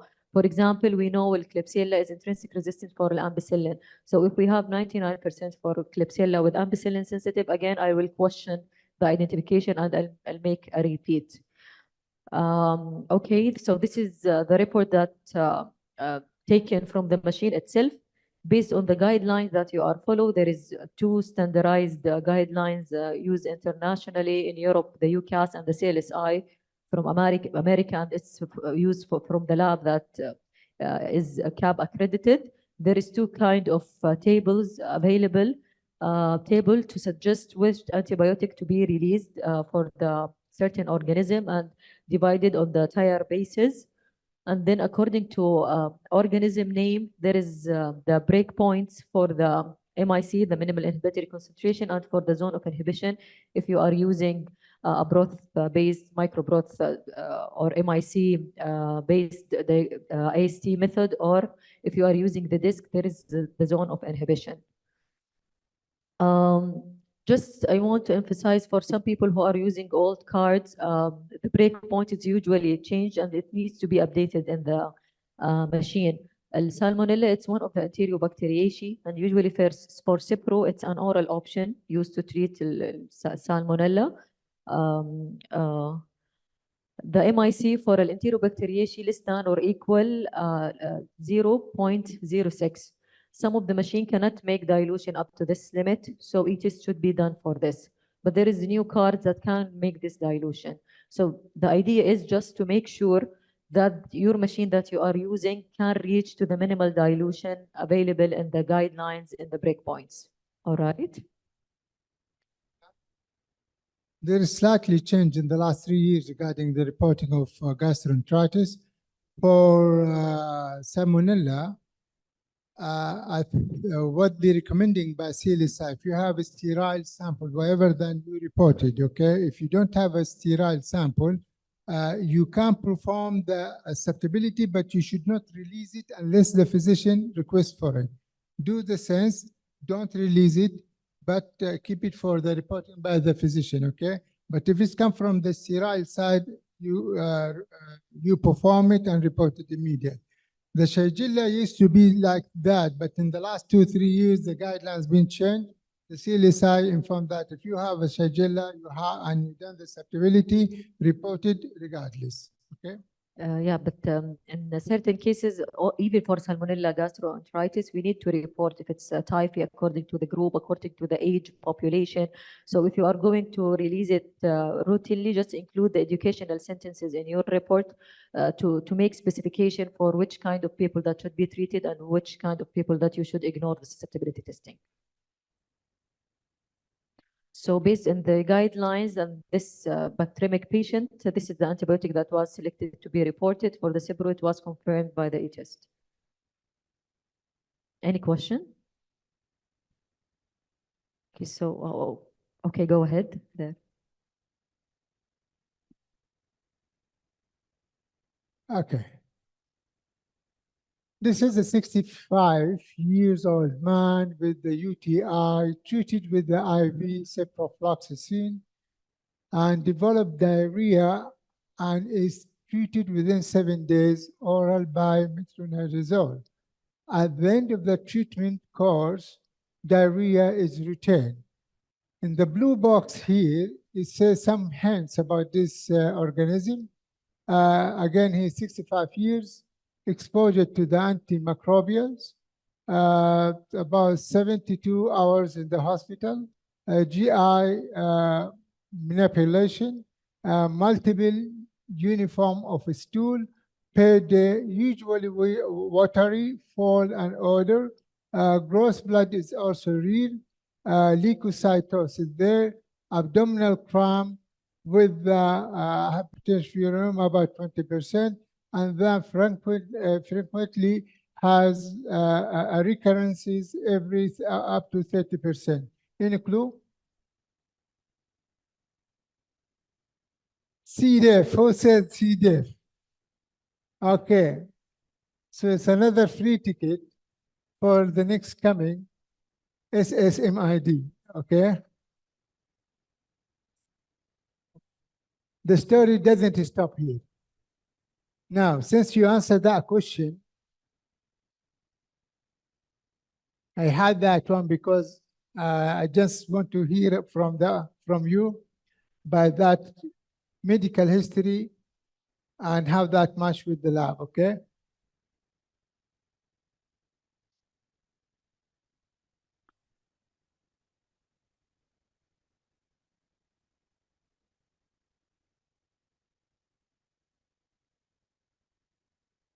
Okay, so also this is the most common symptoms can goes with that case.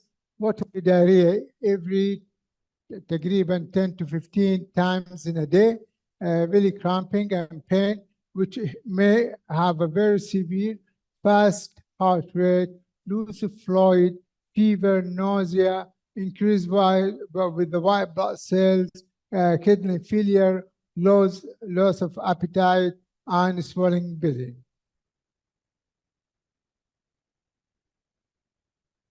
Okay. So the outline for this case actually is considered now, even now, they don't see it Clostridium. I don't know why they complicate our life in person. They changed the name from the Clostridia to the Clostridio otitis deficient. So over the next slide that we will go for the lab testing, the result of interpretation, and the best approach for the diagnosis. So before I go to the next slide, what is the difficulties in your lab when you come to the C. diff? Detection and reporting.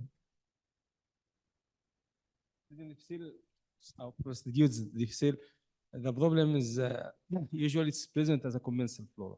So the problem if I'm detecting the Clostridium itself, I can find it in a normal individual. So I cannot judge if it's really a cause of diarrhea or not. So I need to detect the toxin and detect toxigenic strains. Not all Clostridium is toxigenic. I should differentiate if it's toxigenic or not. And even if it's toxigenic, I cannot decide if it's real cause of infection or not. So I should also detect the toxin. And I should also يعني inform the clinician to clinically correlate. The lab result should be clinically correlated because cannot be a final clue that this is a real pseudomembranous enterocolitis or Clostridium difficile. I think you answer most of the question that is coming. Let me repeat what he said, okay? If you detect C. diff, okay, the C. diff here could be colonizer, could be a significant infection, okay? So you need to very carefully what tool in your lab have, how you're going to test it, and what the test that you have, and how you're going to report it. This is a dilemma which is going to be, we face it for a while, okay?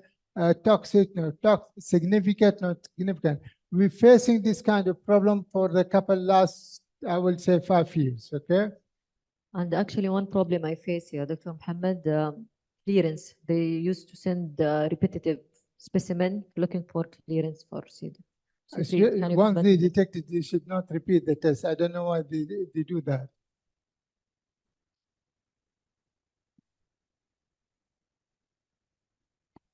Okay, this is some fact sheet causing problematic for patient and challenges for healthcare worker that continue to the present day.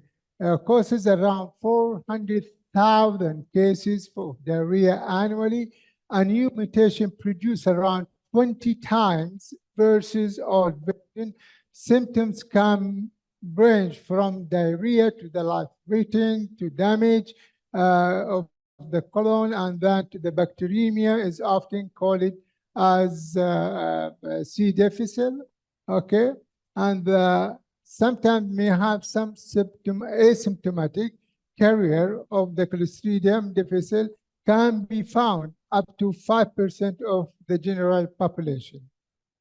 Now, this is some of about, since we're talking about the C. diff as anaerobic, okay, we have to consider other organisms for the anaerobe.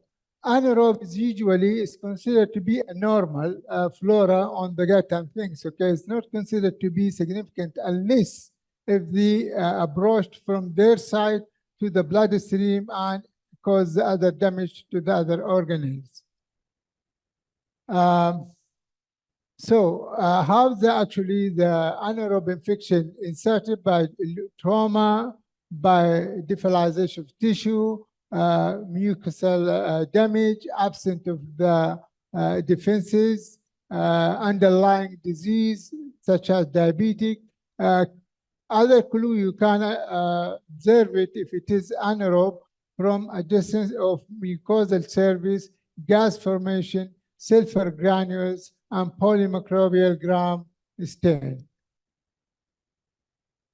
Back to the Clostridium difficile is a spore-forming gram-positive infection range as in severity form from the mild diarrhea to the forming pseudomembranous colitis to the toxic megacolon and require colonoscopy, and antimicrobial is the most common risk factor for having C. diff on the patient.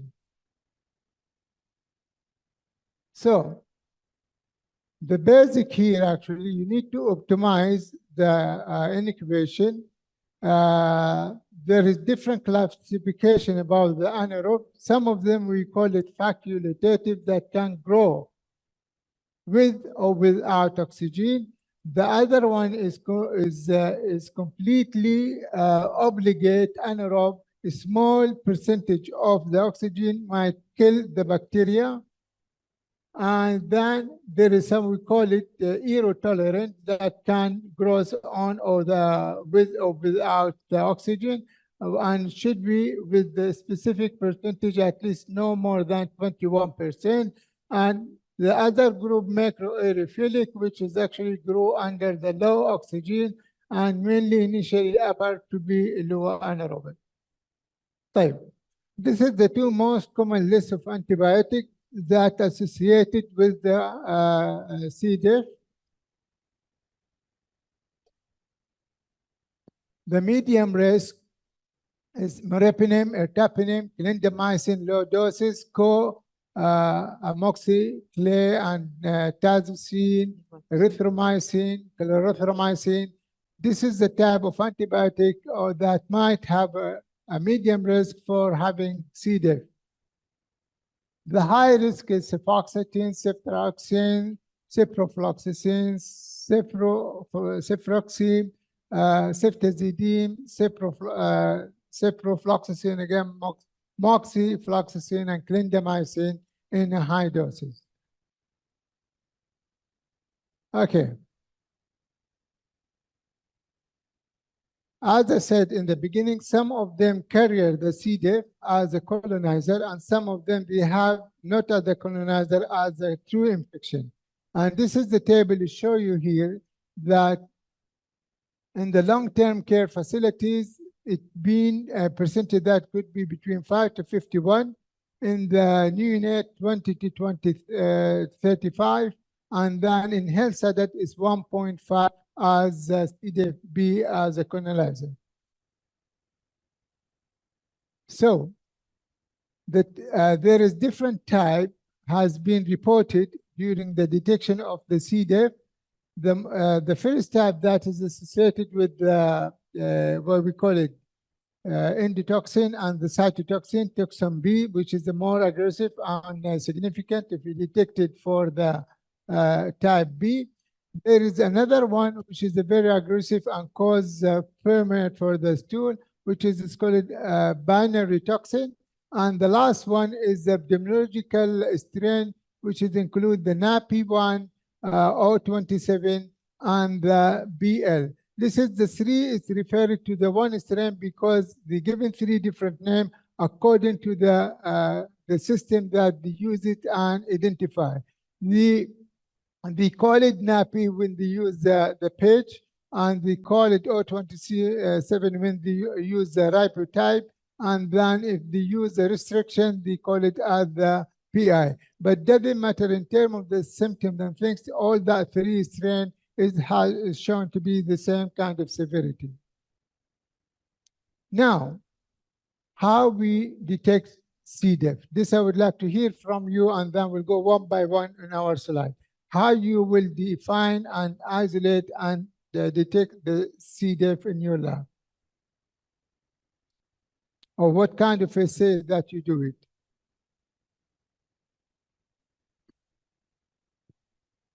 Usually through detecting toxin A and B in stool sample. It's antigen, it's a toxin rapid test. It's difficult to isolate it in culture. It requires special media and special requirements. So what you are saying here that you lab doing a toxin detection to confirm the C. diff.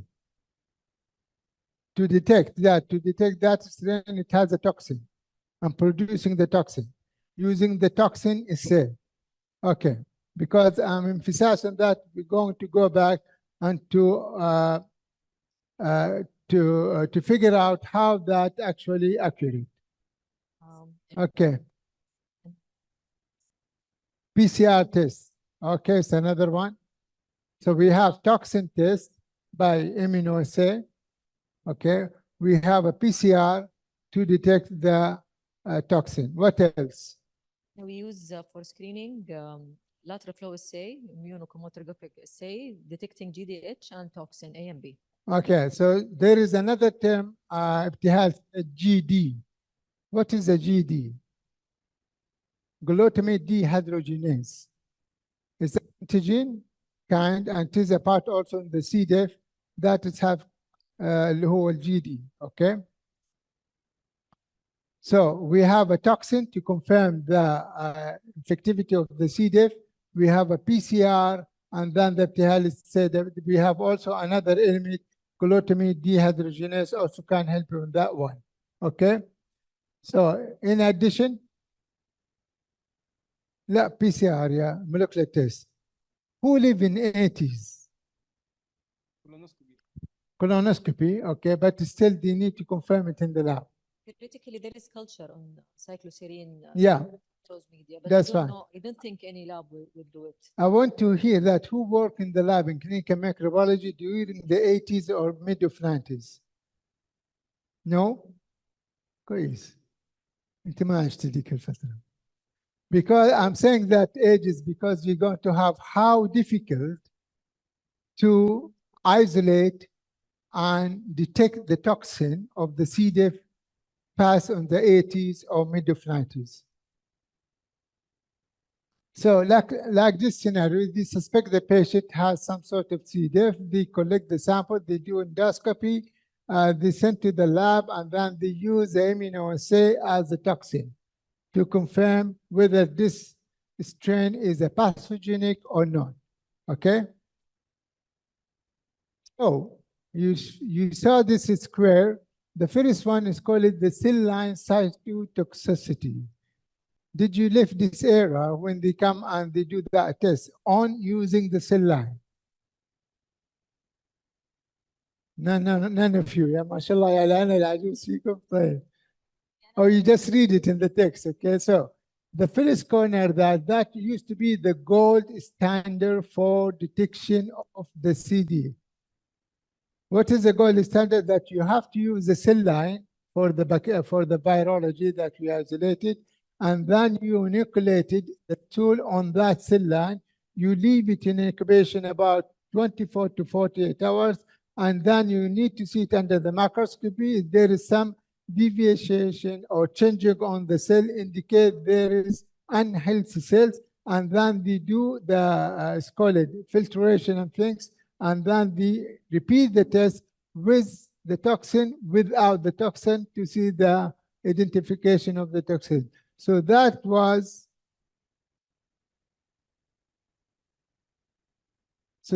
the whole process of the CDER before it came for the immunoassay. So that was the only test was available. Cell line, and I just explained it how difficult it is. So the patient stay at least 3 to 4 days before the reported the absence or the presence of the toxin. The second one, as Ibtihal said, we have a culture here. It can be culture. They have a media, and then is grown that selective specific media that has cyclohexamide to inhibit the flora and allow the significant bacteria to grow. So as has been said, endoscopy, toxigenic culture, as explained here, cell cytotoxin neutralization assay also with the cell line, immunoassay with the toxin A and B, immunotoxin with the antigen glutamate dehydrogenase, and finally PCR to detect the toxin. Okay, so I think I already explained that by using the culture and the step for that we interpreted. You can see here, this is the two picture one. This is the first one in the top. The inoculated cells look like very healthy. The second one in the bottom, the inoculated the strain, and you will see how the cell start to die or dissociate, indicate that there is a possibility of the toxin who actually have this kind of presentation.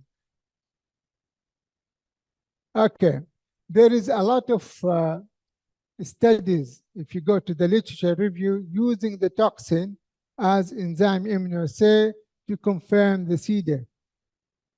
Majority of them, we have, and we noted that the sensitivity of the toxin A and B is very poor, doesn't even exceed 35, maybe even 40%. What that means, that means you will have a lot of negative, false negative, because that sensitivity is very low. You might have high false negative, but they report also the specificity with a very high 95% to 100%. So we don't have any problem using the toxin for reporting. If it turn positive, that's it, you can report it. But if become negative, you cannot rely on it, since so many of the literature review stated that the sensitivity cannot reach اللي هو or exceed 40%. So you need to be careful for the negative result. Okay, this is one of the حقيقة, one of the best tests so far. We have it in the market, and I'll use it. I have several papers I did it on that one. It has, and as Ibtihal mentioned, it has all the need for that one. We have the toxin and the antigen. That is called ELERA. It has a combo test. The combo test is detect for the antigen and it detects for the toxin. The test is very simple. It's only done like pregnant test. Within 20 minutes, you will have the result. So how are we going to interpret this result? If we have only antigen and there is no toxin, what that means? That means there is a C. diff, but not toxigenic, which is the physician not interested on it. The other side, the toxin, if you have a toxin, that means the organism is toxigenic and has significant, okay? But again, toxin itself, as I said, has very poor sensitivity. So they have the two elements, the toxin and the antigen. Having the antigen, no toxin, they report it as a colonizer. And then having toxin, but no antigen, you need to confirm it. And also, if you have the antigen itself without the toxin, you need also to confirm it. If you have it both negative, that is negative. You don't need to go more than that, unless if the physician is still interesting and there is a patient is presenting with the symptom, then you might do it for repeating, or you do other assay, not اللي هو الكومبو test. If both negative is negative, if both positive is positive, if there is any discrepancy between the antigen and toxin, that you have to stop and to figure out what the alternative is test that you can go for.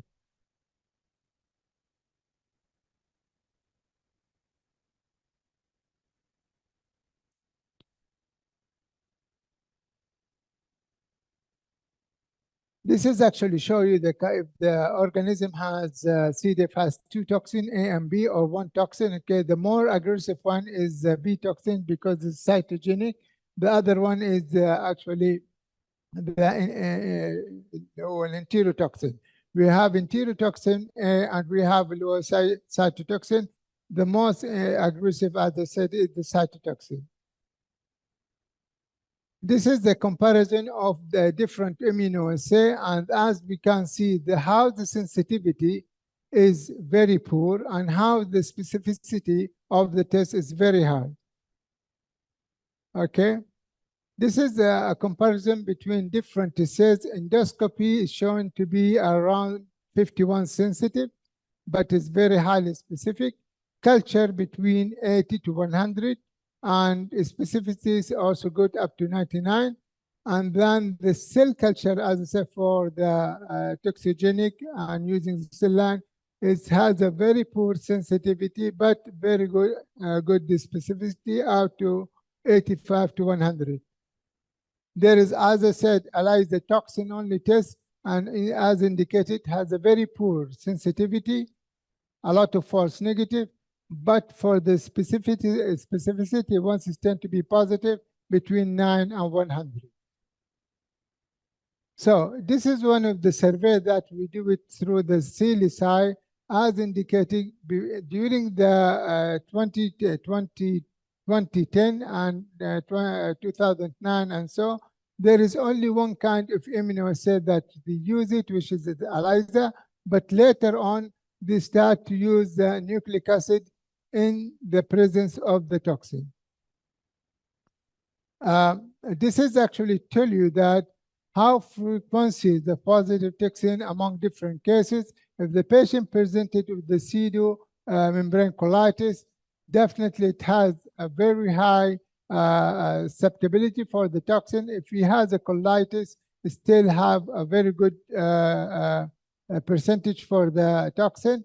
But if they have for instance, diarrhea and no colitis or no diarrhea, then you will see how the frequency and susceptibility or the sensitivity decrease. Okay. This is also, we talk about it using the glutamate dehydrogenase as a screening. You can use it, but you cannot confirm it. This is going to be a toxigenic unless if you detect both GD and the toxin. And I tell you here that the GD offer a high negative predictive value to up to 99 to 100, which is very specific. The toxin as still say that it doesn't even exceed the 40%. So this is actually another say, as I mentioned before, using the اللي هو GD مع toxin, it have a very good outcome. Using toxin مع GD and the both reported to be negative, it has a very good sensitivity and specificity on that one. This is the list of the molecular tests actually approved by the FDA, BD, Genome, and CEPHID for the C. diff. Other one, the Phoenix and PG Castro. This is the most common PCR that is recommended by the FDA.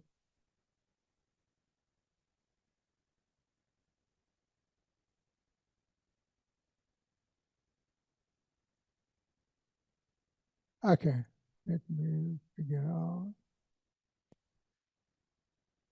Through all the literature review, since they do different kind of tests, toxin, cell, and GD, the very important message from all the study and the summary of that, there is no one test that you can use and you will say it is significant and it is toxigenic. You cannot rely on one test. You need to do a test for a screen and a confirmatory.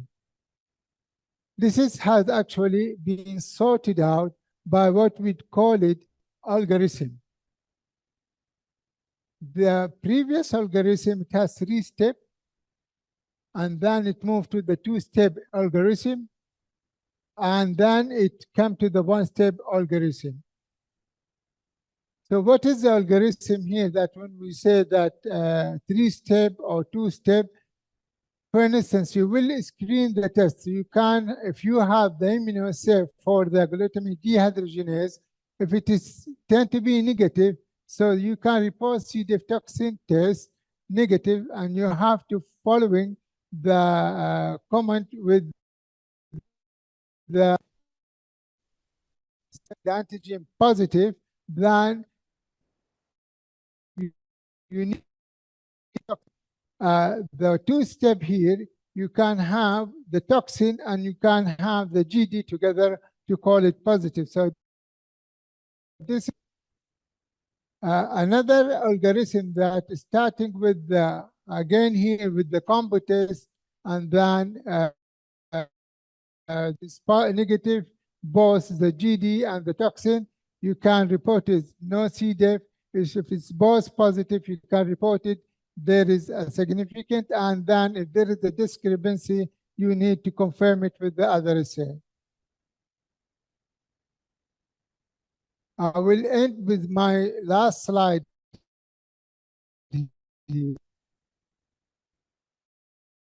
Replacement for C. diff, and this we apply for 2 steps. So we go for the flow test has and the sin. If we tested and tend to be positive, both of them we reported. GD and toxin there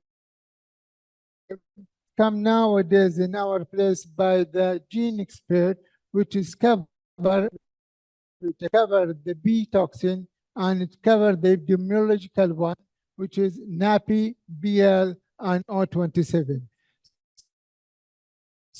So between antigen you need to confirm it with the other assay that it can have both of the toxin, okay?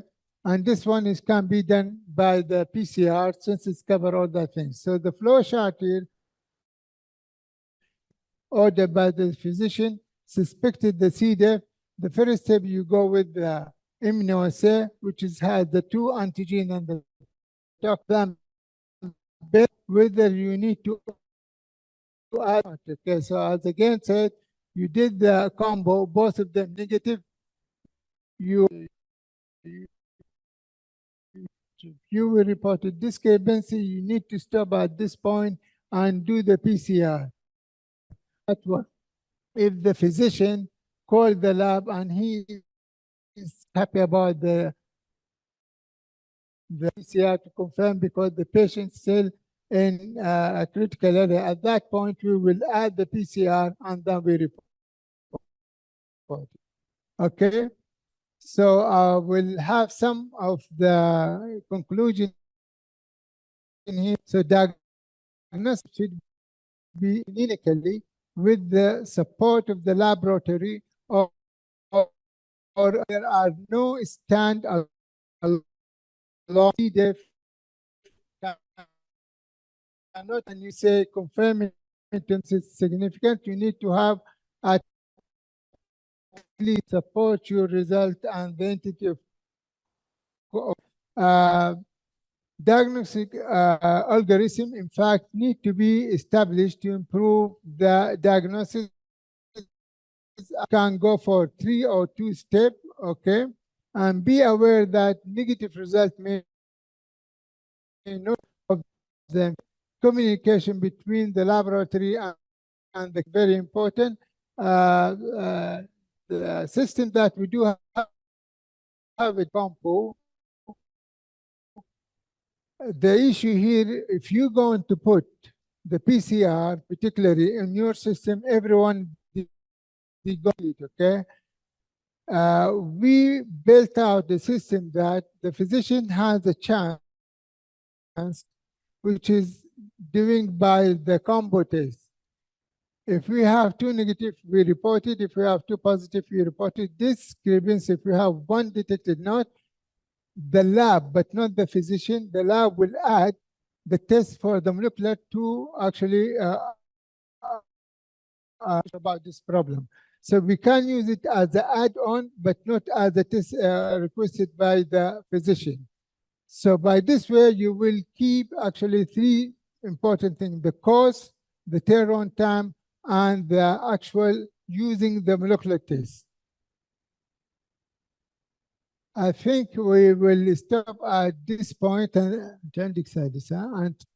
back to Ibtihal. But before, do you have any question or inquiry about the C. diff and link it with the algorithm and the tab itself? And before this one, how many of you that doing the C. diff in the lab? The combo, antigen and toxin. Okay, that's good. But if you have a combo, if one is positive, which is more likely GD, but the toxin negative, what you going to do? It's not detected.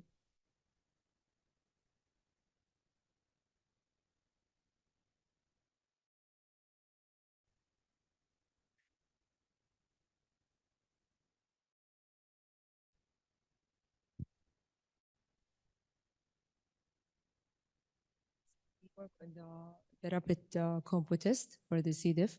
If we have only one line, the antigen, we're not sure about the toxin, we should report it as the toxin is non-detectable, and we should send it out if the physician requests that. Okay. Okay. Yeah.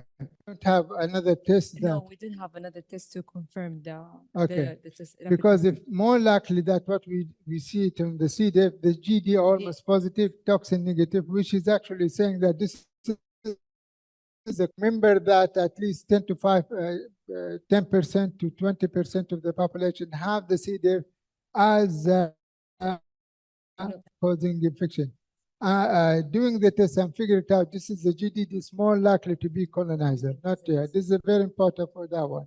Okay, what else? Who doing C. diff?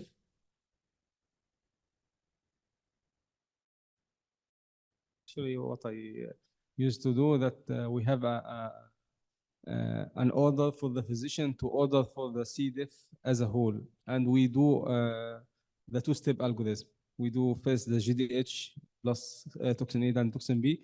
If any of them come as positive, we go for PCR testing and we inform the result as a whole. Which is perfect. Okay, that we use it. Okay, we do the two-step, yeah, with the very cheap test.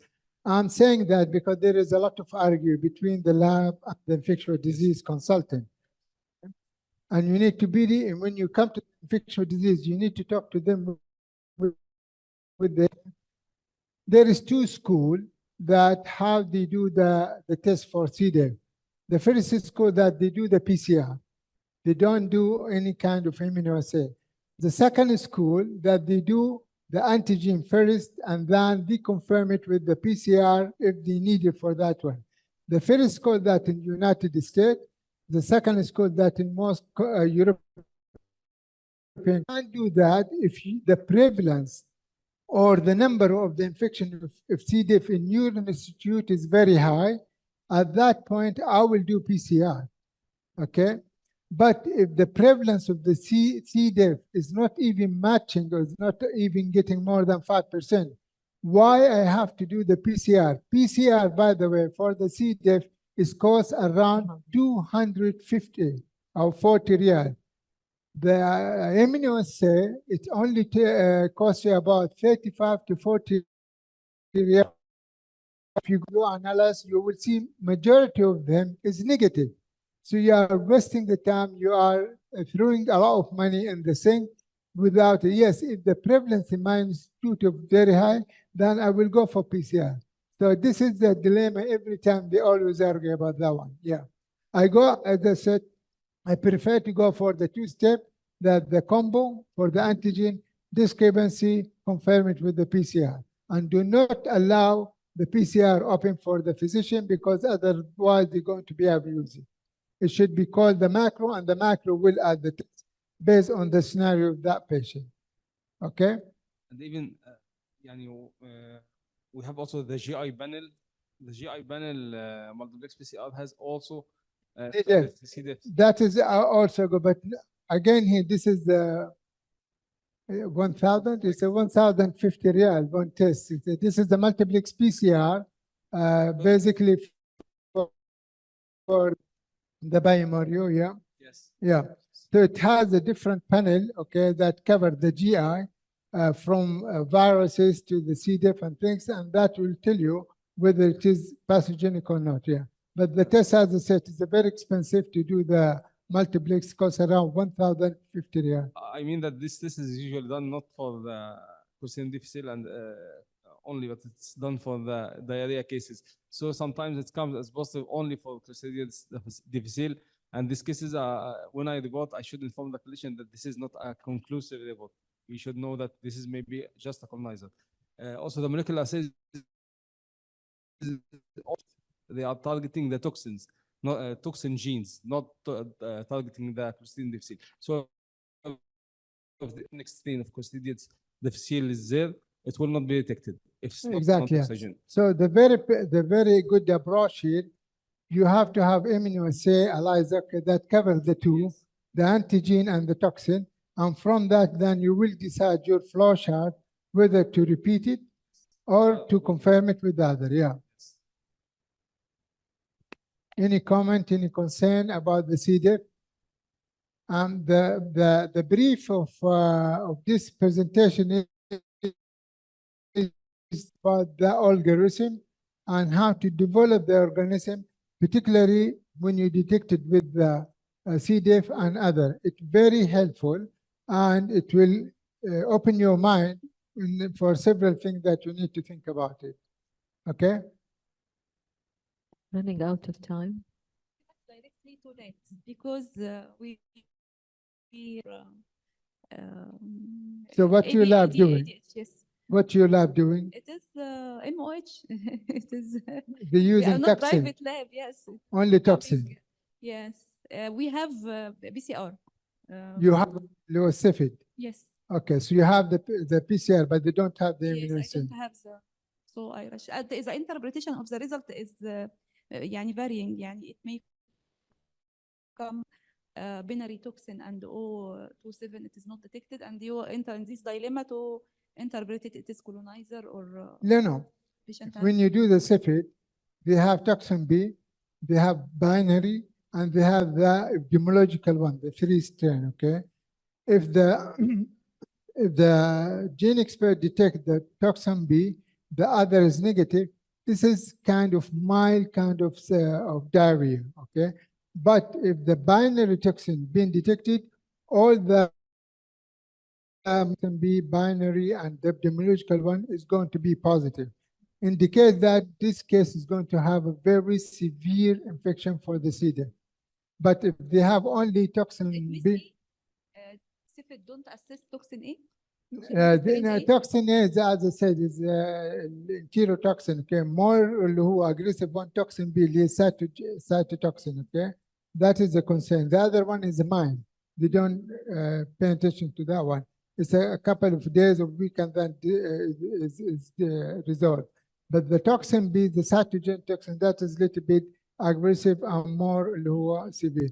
Comparing to that, as I said, binary and the 3 epidemiological, this actually is a more severe, more اللي هو causing because one that اللي هو parameter detect, all the parameter will have it positive. Sometimes the cases come all negative, and the ID physician say patient improved in oral vancomycin, and clinical improvement is يعني Is the key, yeah? difficult.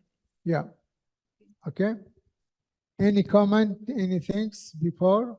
Okay, ابتهال.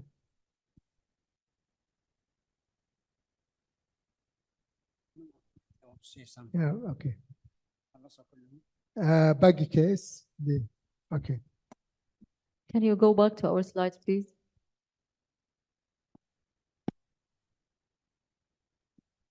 So because of the time, I'll skip the case, but I'll give you the message from it.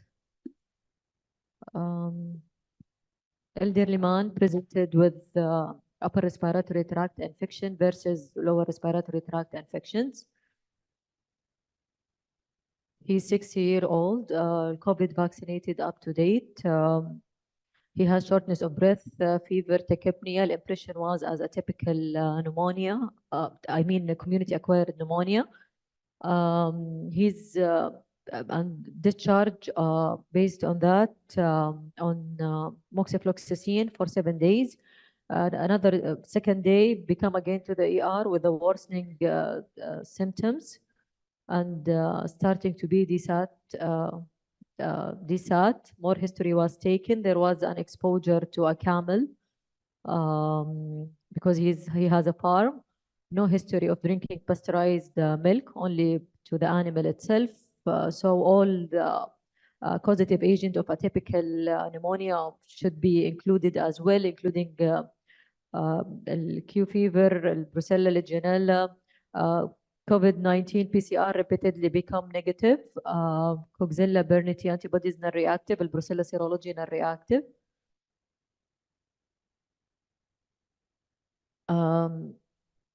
So usually in medicine, we have a common pathogen that share same clinical presentation, which make it complicated for the physician test and to reach to the optimum diagnosis within a short time of period. This is helpful for the patient to reduce the empiric therapy that the patient is and to start the target therapy in the right time. Infectious syndromes اللي available in medicine, bloodstream infection, meningitis, encephalitis, respiratory, gastroenteritis, STDs, and septic arthritis. So here where the idea from rapid diagnostic. This is not commercial. There is other modules available in the market, not only restricted to KSAT and BioFire, but this is the most famous one in our region. The importance of these panels, they have the ability not only to detect multiple pathogens that are responsible for specific syndromes. It also have the ability to detect resistant genes, the common resistant genes among the bacteria. Has to convince you to do that test. Otherwise, you will not do it. Overlapping between the testing, but because we talked about the accelerate phenotype, it has the beauty to give you the MIC for the organism. It's covered gram-negative and gram-positive, but from my point of view, I see it only important for gram-negative bacteremia because there is the option of antibiotic will make a difference. But for gram-positive, we should cover vancomycin until we have the real MIC. And this is according to your policy in the hospital, which algorithm you're going to follow. So we specimen is received, then it will take 24 hours for the culture to be released according to the method of identification that you are using in the lab. It might take another 24 hours, and if it's multi-drug resistant organism, you need to do supplementary testing using extra antibiotic. All of this can be replaced by doing a single test that target different targets within one panel, giving you a really informative information, helping the physician not to rule out the infection by doing one test, no, helping them to figure out what is the true pathogen behind this clinical pictures. So why syndromic testing is important? It's actually affect the three major parts in the hospital: the laboratory, the patient management, physician, clinical sides, and the infection control, affecting the antimicrobial stewardship and diagnostic stewardship. The laboratory benefits will be in the increased sensitivity compared to the traditional methods, reduce the turnaround time for the test.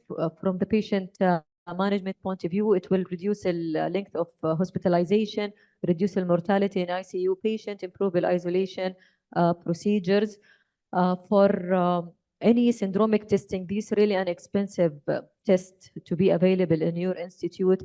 If you are not acting 24 hours per 7 days a week, so it will not be useful to have this kind of machine. What's the idea of having a rapid answer but not delivered to the physician, not directed to the management directly?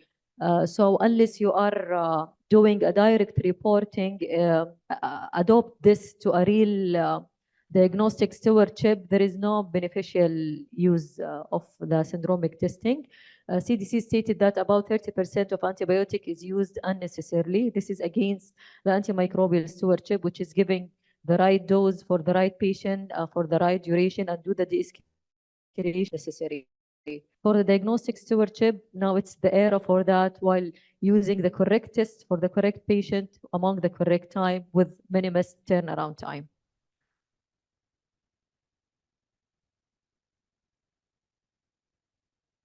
So this study was done in UK. They were evaluating using of syndromic testing, GI panel. It was used here by Luminix, and they comparing it by a conventional method for gastroenteritis. They found a decrease in cost by 66,765 through a reduction in number of isolation days for hospitalized patients from 2022 to 1,074 days. So again, in order to get the use of this syndromic testing, you have to have an approach team in your institute involving a clinical laboratory, microbiology lab, plus a primary care team, infectious disease team, a hospital administration, all of this to justify the cost of the test. Any new test, if it's available in the market, you have to ask yourself questions before adopting it. You have to evaluate the quality of the test by knowing the validity of it. What is the sensitivity? What is the specificity? What is the limit of detection of this test? What is the test failure rate? Again, the turnaround time is really important to be assessed. The number and type of pathogen and target is important. We don't want to do a screening for everything and giving a physician unuseful information, but by adding more pathogens. At the end of the day, we want to include the most common encountered important for certain population pathogens.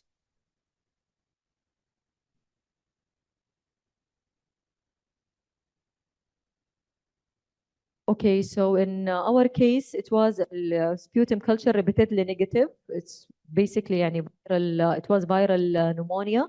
Here, the most common viruses that could lead to pneumonia or upper respiratory tract infection, rhinovirus, RSV, influenza, para-influenza, human metapneumovirus, measles, mumps adenovirus, coronaviruses, specifically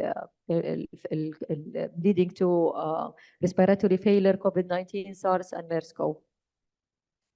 So most of the panels that cover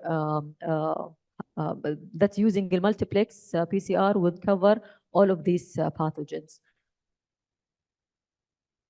Another method of diagnosis that can be done, the methods that we discussed before, conventional methods, but the sensitivity is vary from 40 to 60%. And when the patient is came with this ambiguous symptoms or like respiratory symptoms shared by more than one organism, maybe it's more useful to use the syndromic testing in order to use sputum culture, serology for brucella, serology for legionella, and to make Q fever, to make certain separate tests. This slide only to show that the syndromic testing will help you to understand more about your epidemiology. So you will be having rich data about your population. And also here different modules that serve the respiratory by different companies.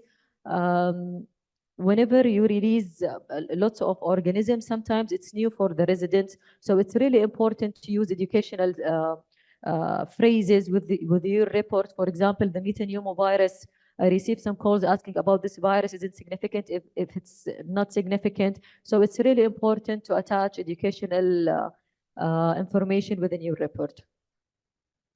So we can use this laboratory test actually also as an educational tools. It's different in viral cases because again some viral cases need certain antivirus to be administered to the patient at the right time. So the impact of the syndromic testing, as I told you, it will increase our statistic. It gives you huge information about your population. Turnaround time will be enhanced. It will optimize diagnostic stewardship in the hospital. It will be effective from a cost effectiveness part of view, especially for specific patient population, like the ICU patient or a critically ill patient. Do you have any question about syndromic testing? I know I rushed it because we are out of the time, sorry. If you have any question, please, this is the time to raise it.